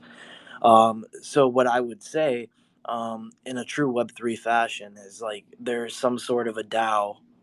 If you're not familiar with the DAO and what the concept of a DAO is a decentralized autonomous organization. So you get a bunch of reputable people, some people that are really thought leaders in the Twitter space, and get them to come together and try to form their own type of policy framework and then have that adopted rather than a lobbyist shoving stuff down a politician's throat. Interesting. Stephanie, I see a 100 coming from you. What are your thoughts on that? Yeah, I couldn't agree more. The problem is that the platforms don't get it together. And to Wallet's point, ensuring that they, with the expertise, including not only content moderation, but security, all of that come together and they come up with their own policies and then offer them to Congress. Because I 100% agree, which is what I was saying earlier. My concern is the government does not, we have this massive disconnect between people that have expertise in the national security, and I mean this from a technology perspective, and platform usage and content moderation and all of the things that come with that. There is a chasm and there is a gap in expertise. And the way that regulators are going to approach this is going to look nothing, in my opinion, potentially nothing. That could be hyperbolic, but I'm not trying to use hyperbole here. But let's say it looks vastly different than what the experts would come up with. And so I completely agree that it would be better for them, whoever you want to call the platforms, to get together and say, we need to come up with some best practices and policies that we can execute across the chasm and go to Congress and say, these are our suggestions. These are our recommendations. They're based on the following concerns. Here are the concerns. Do we agree on those concerns? And then here's how we're going to address them. What say you? I think that's a much, much, much better approach. Mm-hmm, mm-hmm. So I think, and actually I have a point, but I'm going to save it because I want to hear from Wallet. Your hand is raised. By the way, thanks for raising your hand. It's super helpful. Go right ahead. Yes, I wanted to say that I think it just makes the most sense because lobbyists will come with a whole bunch of money backing to go and try to push Congress or a politician to do something. But the whole idea of a DAO and Web3 is that you can decentralize and fund an organization to do the same, right? So if you have a community initiative that is attempting to self-regulate in a way, I feel like that is probably one of the best initiatives. I'm not saying that Congress has to take everything word for word, but at least take those considerations at a higher value than a corporation that's just throwing money at a lobbyist to get you to do something. Interesting. I love this topic, folks. This is fantastic. We've been talking for almost 3 hours now about every single aspect of this news that came out just this morning. The story is coming from CNN. The reporter is Donnie O'Sullivan, and the tweets that he is sharing and even video and articles and things are posted here at the top of the room. They're also within my feed if you want to check that out and give that a follow as well. And this is evolving, right? They're the only ones to report on this. I've been trying to find other articles while we're talking about this from other platforms as well. It's just not moving as fast. I think they're kind of like, whoa, what's going on? And they don't have access to that, to the whistleblower himself. His name is Mudge, is his nickname, but his last name is Zatko. And read that article. We've gone over it in detail in every single aspect of this, but it's truly fascinating what's going on because not only, we're talking about the standards, the regulations for, potentially happening on platforms like Twitter in the future. Obviously, there's a governmental aspect of this. There's a political aspect of this. There's advertising aspects of this. There's even foreign threats aspects of this as well as we think about security on this platform and the access that's coming into it, right? So certainly an important topic for a platform that hopefully we all love. I mean, heck, we're on it right now and you are in this room right now. So I love this platform. I want what's best for it, hopefully just as much as you do. I think it's fascinating to try to keep up with the news. As I said, CNN is the one who's sharing it. And as we drill into the comments, it's always interesting to hear what people's thoughts are on this and just the different angles. So if you have a perspective or if you have expertise and you're in the audience, go ahead, raise your hand. I'd love to bring you up and hear that perspective as well. So Wallet, I see your hand is raised again. Let's go back to you. What's on your mind? Did you see Elon's meme that he just posted about Ah, blowing? thank you for the reminder. Yes, yes, yes. I wanted to touch on that one, and I was actually just going to repost that in about a second. But yeah, so Elon Musk is another whole aspect of this. Of course, he's the CEO of Tesla as well as many others. He's very, very powerful. He's got a ton of money, and yes, he's trying to acquire Twitter, although maybe he's not trying to acquire Twitter anymore. That's going into a legal battle. I'm sure you're all very aware of that. Luckily, unfortunately, he's joined as a listener in one of my rooms before, and I would love to see if he would ever come back and join again.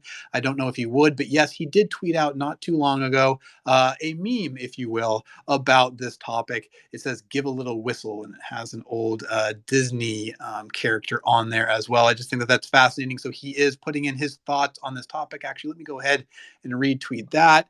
You can check it out in my profile. I will tag it to the top of this room in just a second as my timeline refreshes. I again think it's odd. This came up earlier.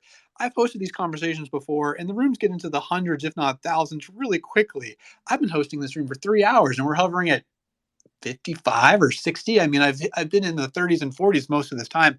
I'm really surprised by that. It's obviously a big topic. And even the article itself, while you think it's kind of going viral, it has thousands of retweets and likes.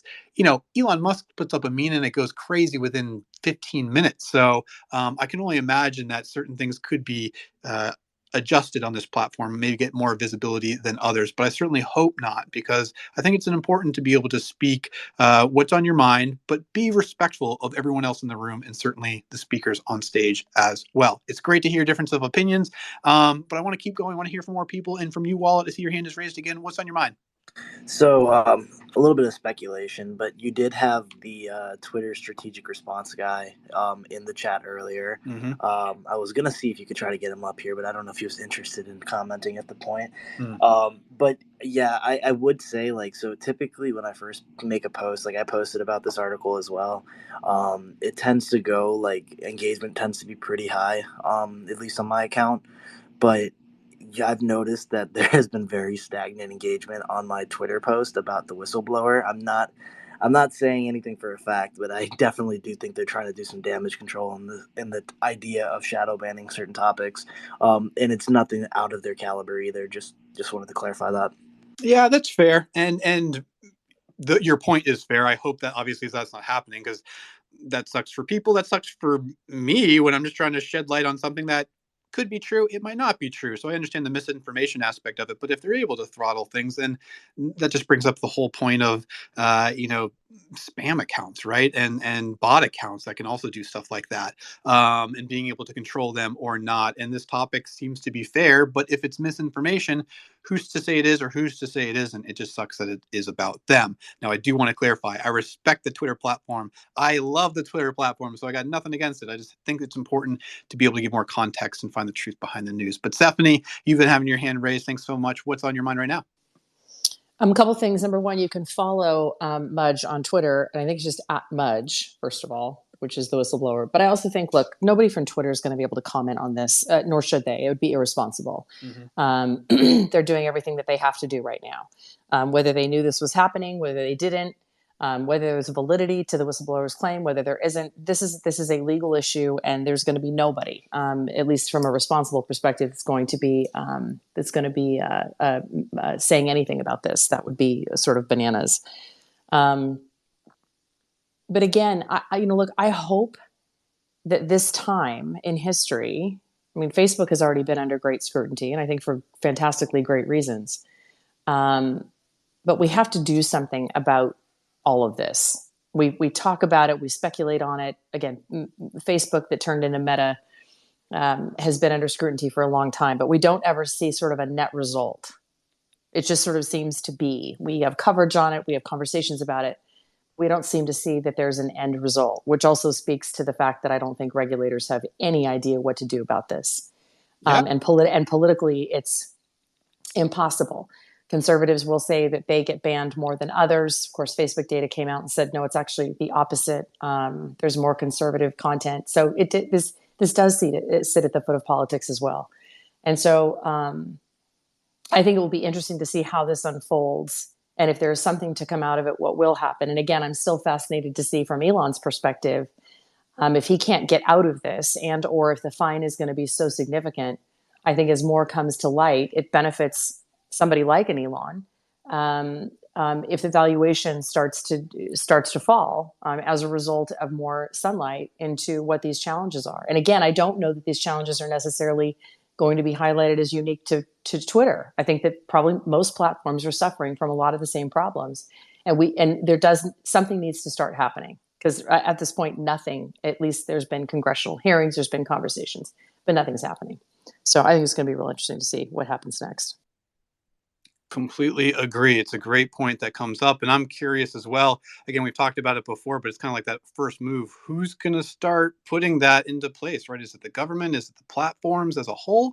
Is it individual platforms? Who decides what's right, what's wrong? But I think the community needs to be involved with that as well. So that's why I love having these conversations and just hearing what your thoughts are. So again, if you're in the audience, if you have questions, thought, perspectives, and or expertise on this matter, go ahead and post that. I think it would be truly, truly fascinating. Or send me a DM, or of course, raise your hand and join the conversation. I think you brought up a great point, Stephanie, when again you mentioned Elon Musk. And I just have to imagine, in a way, it's driving down the price. He talks about bots, it drives down the price. Maybe he does or does. No report so far is that he has any involvement with this news that's coming out. But if the price does go down, ultimately, I'm curious whether he wants this or not. Because yes, the market sucks.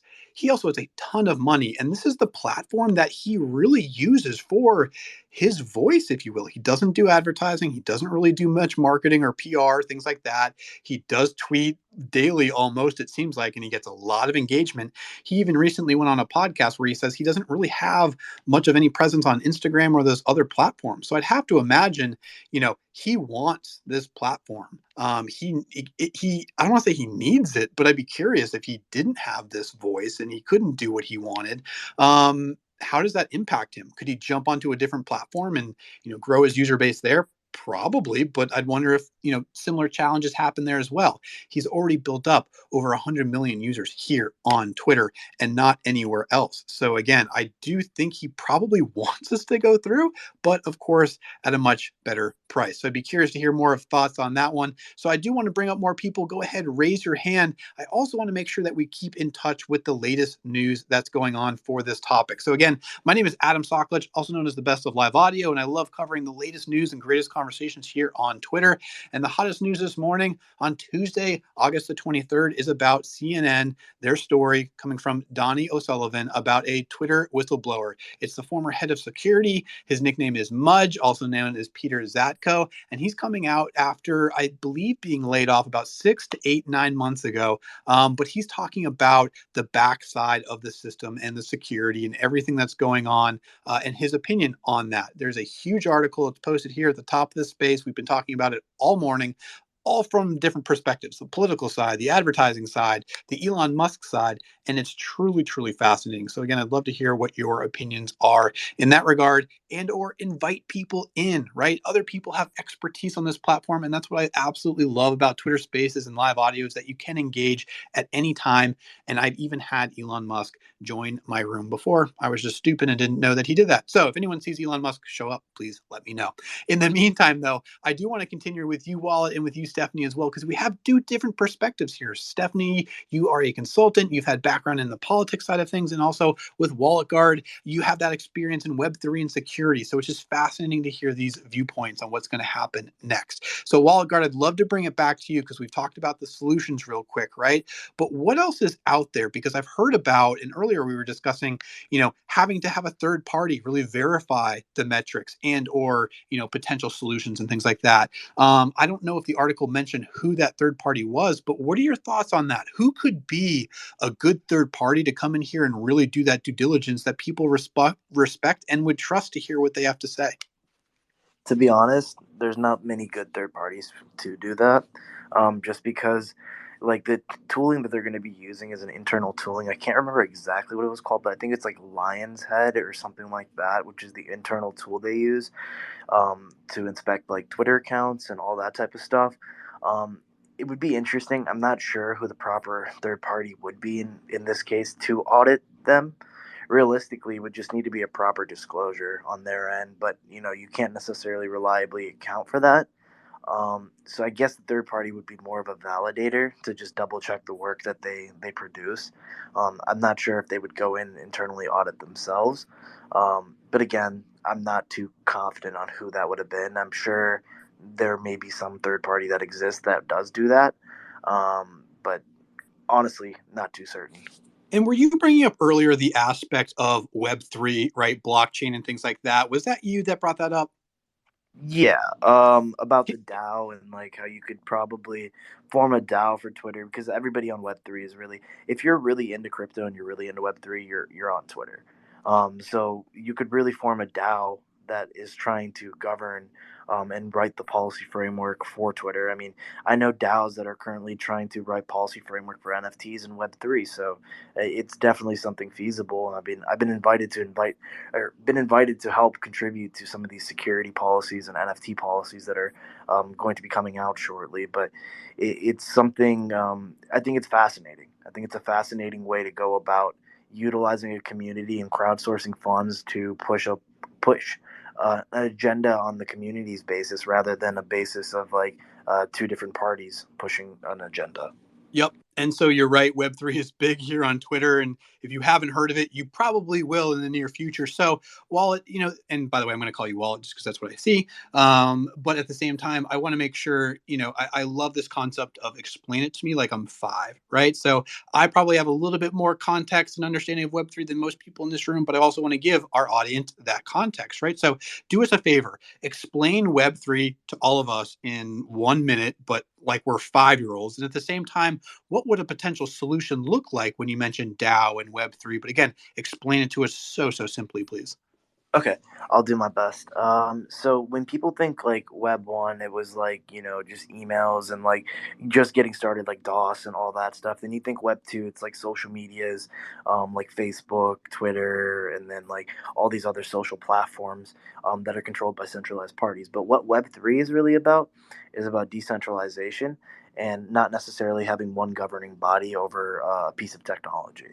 So that's essentially a quick little summary of what Web3 is, but really the native thought on what Web3 is like decentralized applications. So like you have like things like Bitcoin, which people have probably heard of, but realistically, the way I think about Bitcoin is it's like a digital gold, a reserve currency for crypto. Um, then you look at Ethereum. Ethereum created like smart contracts, and that inspired dApps, and dApps are decentralized applications. So we can maybe talk about Tornado Cash. I'm sure you have some context on that, but that could be a topic for later down the road. But in general, it allowed the creation of decentralized apps that aren't governed by any specific body, which is really an interesting concept at whole. Um, and then the whole idea of DAOs. So DAOs are, again, it's a decentralized autonomous organization. So basically, you can think of like a community coming together. They get crowdsourced funding um, through like some adoption. Like let's say they have an NFT or a token that represents a piece of membership in a DAO. And then through that piece of membership, they can vote on what they think is right. So basically, if I were to propose a policy framework, then people who held this NFT or held this crypto could use that as a voting share in the DAO to say, yes, I like this proposal. No, I don't like this proposal. Or yes, I like this amendment. Or no, I don't like this amendment. So that's my best way of trying to explain it. If I didn't do a good job, please let me know what parts still maybe don't make much sense, and I'll try to dive deeper into it. That's helpful. And Stephanie, I'm glad you have your hand raised. What's on your mind? What's interesting is, I think you know this, Adam. I'm a creator on Fireside Chat, which was co-founded by Fallon Fatemi and Mark Cuban. And they actually have, this is exactly the direction that they're going, by the way. So there are 5 at this point. You can see it on the Fireside Chat app if you download it. There are 5 DAOs that are set up already. And that is precisely the direction that they are going in as we speak. So they have creators that do like interviews and shows on Fireside. But if you look up anything, TechCrunch has covered this a bit in terms of what direction they're going. It's everything that we're talking about. And Wallet, I wanted to ask you a question because I'm interested in what you're saying, but I think at scale, because Twitter has so many users, would you see this being more of frankly, the direction that Fireside's going in, which is you have several DAOs that live on the platform, right? Whether that's around crypto, whether that's around NFTs, whether that's around politics, whatever that is, but that you have a multitude of DAOs that are set up and that the platform sort of forces people into joining, if you will, a DAO, right? Where you can actually create NFTs out of that. And again, I love the direction you're going in. Again, that's the direction that Fireside Chat is going in.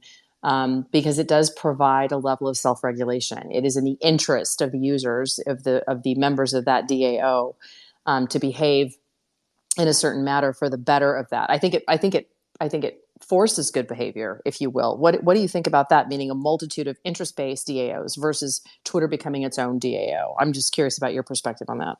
Yeah, and I don't think Twitter should be the one to create their own DAO, right? Like a DAO. I think it should be it should be community driven. That's like the premise of like some of the best DAOs that are out there is community driven, and they should be led by people who are SMEs, like someone who understands policy frameworks, someone who understands how to write policy that might be acceptable to a government.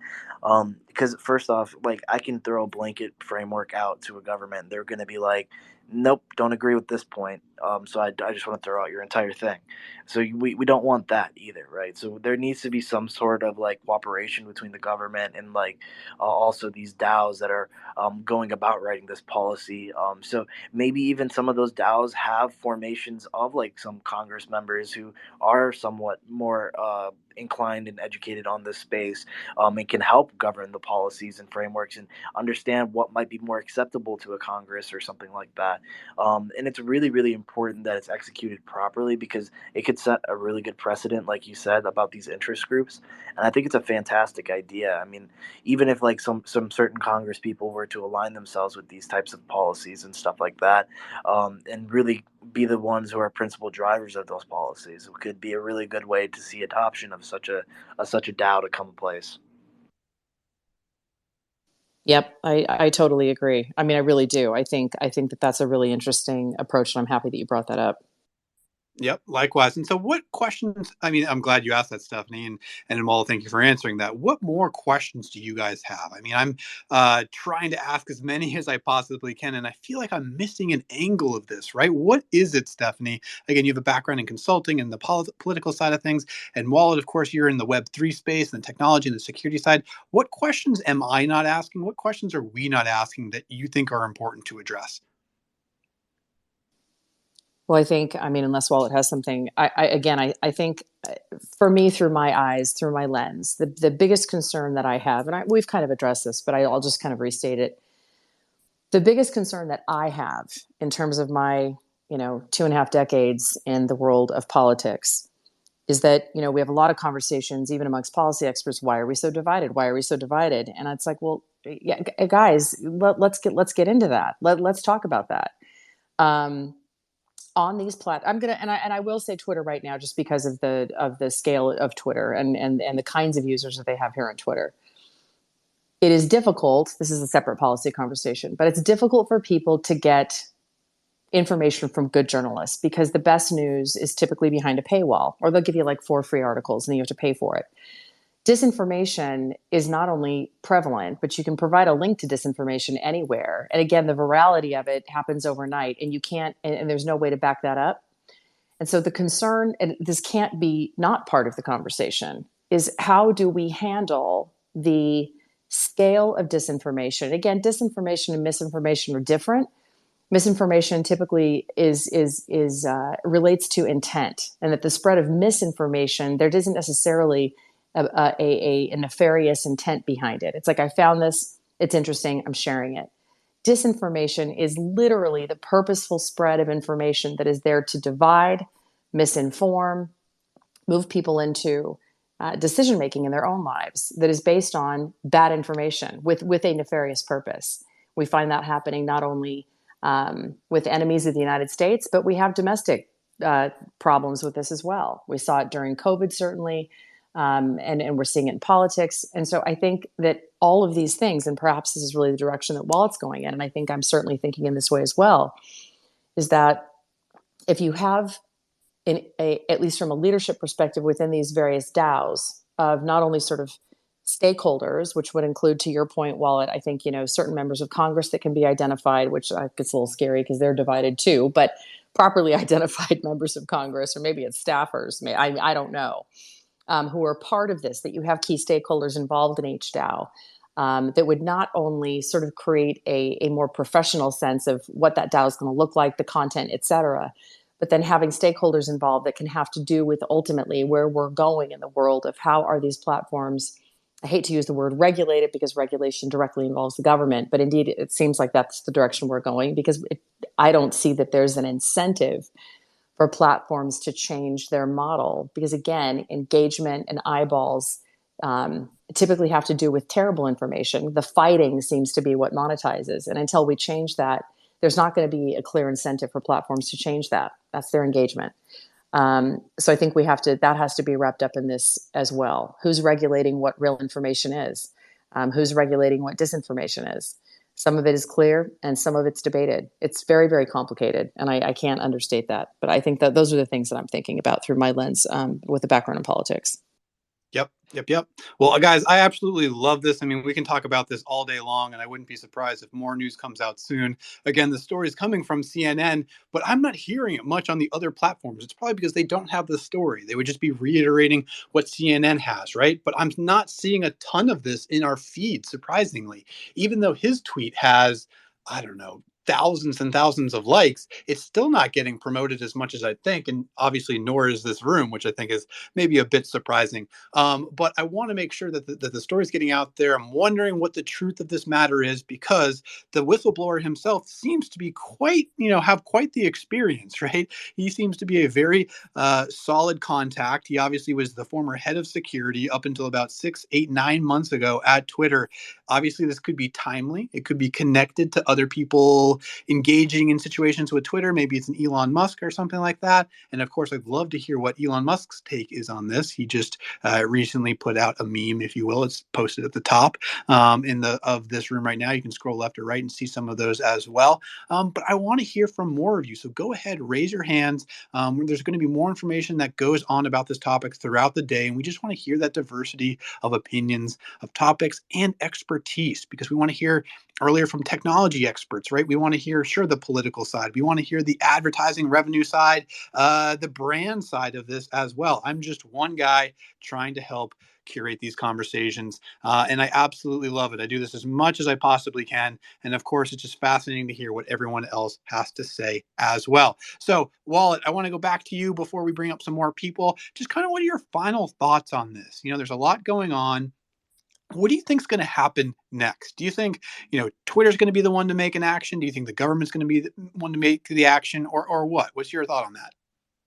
Honestly, if it doesn't get brushed over, first off, that's like my biggest concern, that it just gets brushed over. People's attention spans aren't that great, in my opinion. So I do want to say, like, it's important to talk about regulation, and it's important to talk about what that might look like. I'm really going to be an advocate for like a DAO to be formed around Twitter policy and stuff like that. Whether Twitter takes that initiative or a community takes that initiative, honestly, I'd prefer the community take the initiative and Twitter adopt the initiative. That'd be the best case, in my opinion. And as far as you were saying about disinformation and misinformation, I think Twitter just posted recently about their policy on that. So that was interesting. I just recently saw that.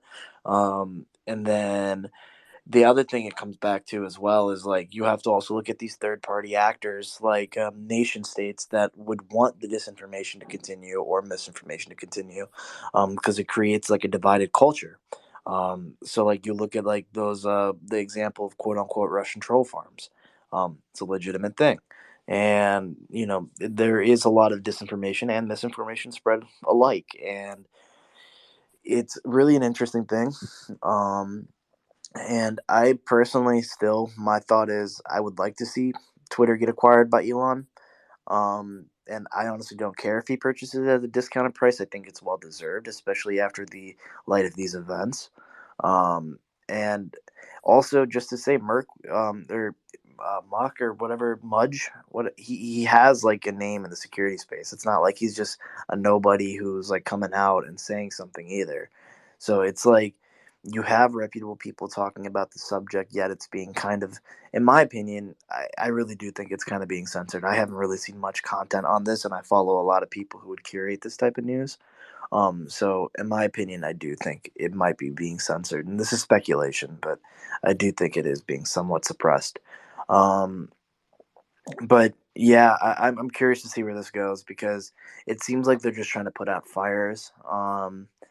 So it honestly, in my opinion, will get worse, and like maybe there will be more data, more disclosures, or more types of like more, I guess, specific disclosures. I mean, and back to my point originally, like it's not the first time Twitter's like overseen like vulnerabilities, and like they had a disclosure about the 5.4 million records that were accessible, never got patched, and someone executed on the same methodology and was able to retrieve those 5.4 million records. And if you're wondering, yeah, they're on breach forms for sale for $30,000. So kind of crazy, but yeah, it's an interesting time. That's all I'll say. Yep, it sure is. All right, Stephanie, what's your final take on this situation? I know there's a lot of moving parts. I'm not asking you to predict the future, but yeah, I guess I am asking you to predict the future. Just what's your guess? What's going to happen next? I mean, I appreciate your faith in me to come up with something brilliant here. It doesn't need to be brilliant. Do you think Twitter's going to take action? Do you think the government's going to take action? Do you think it's going to get brushed under the rug? Just real gut check, real quick. What do you I think? don't see the government. I don't see the government doing anything, and I don't think that's even pessimistic. I just think that's realistic. Look, I think it depends upon the validity of the whistleblower's claims. It depends on, and then it's just going to depend on Twitter's response. Twitter is in a really tough time right now with this Elon Musk deal. There's a ton of court hearings going on right now, and it's still evolving. So there's so many things at play right now. I think it would be goofy for me to even offer a I'm guessing. Um, Twitter has a lot at stake here. Their valuation, their reputation relative to advertisers. Does this hurt them further? They don't have a strong revenue model. This has always been a challenge for them. So this goes back into what I'm hoping happens because I happen to love Twitter, as we've talked about so many times. What I'm hoping happens is many of the things that we've talked about here today. I think that it's well worth looking at creating community DAOs led by the community, having the right stakeholders in place to do that. I mean, ironically, I think they have solvable problems here. Again, I'm not a technology wizard, but I think that these are problems that can be solved. Content moderation is a whole nother thing. I'm not smart enough to offer how that even gets approached, but I do know that disinformation and misinformation are a huge problem. Platforms are going to have to deal with this because at some point, the government has to say, this is terrible for our democracy. We have to acknowledge that.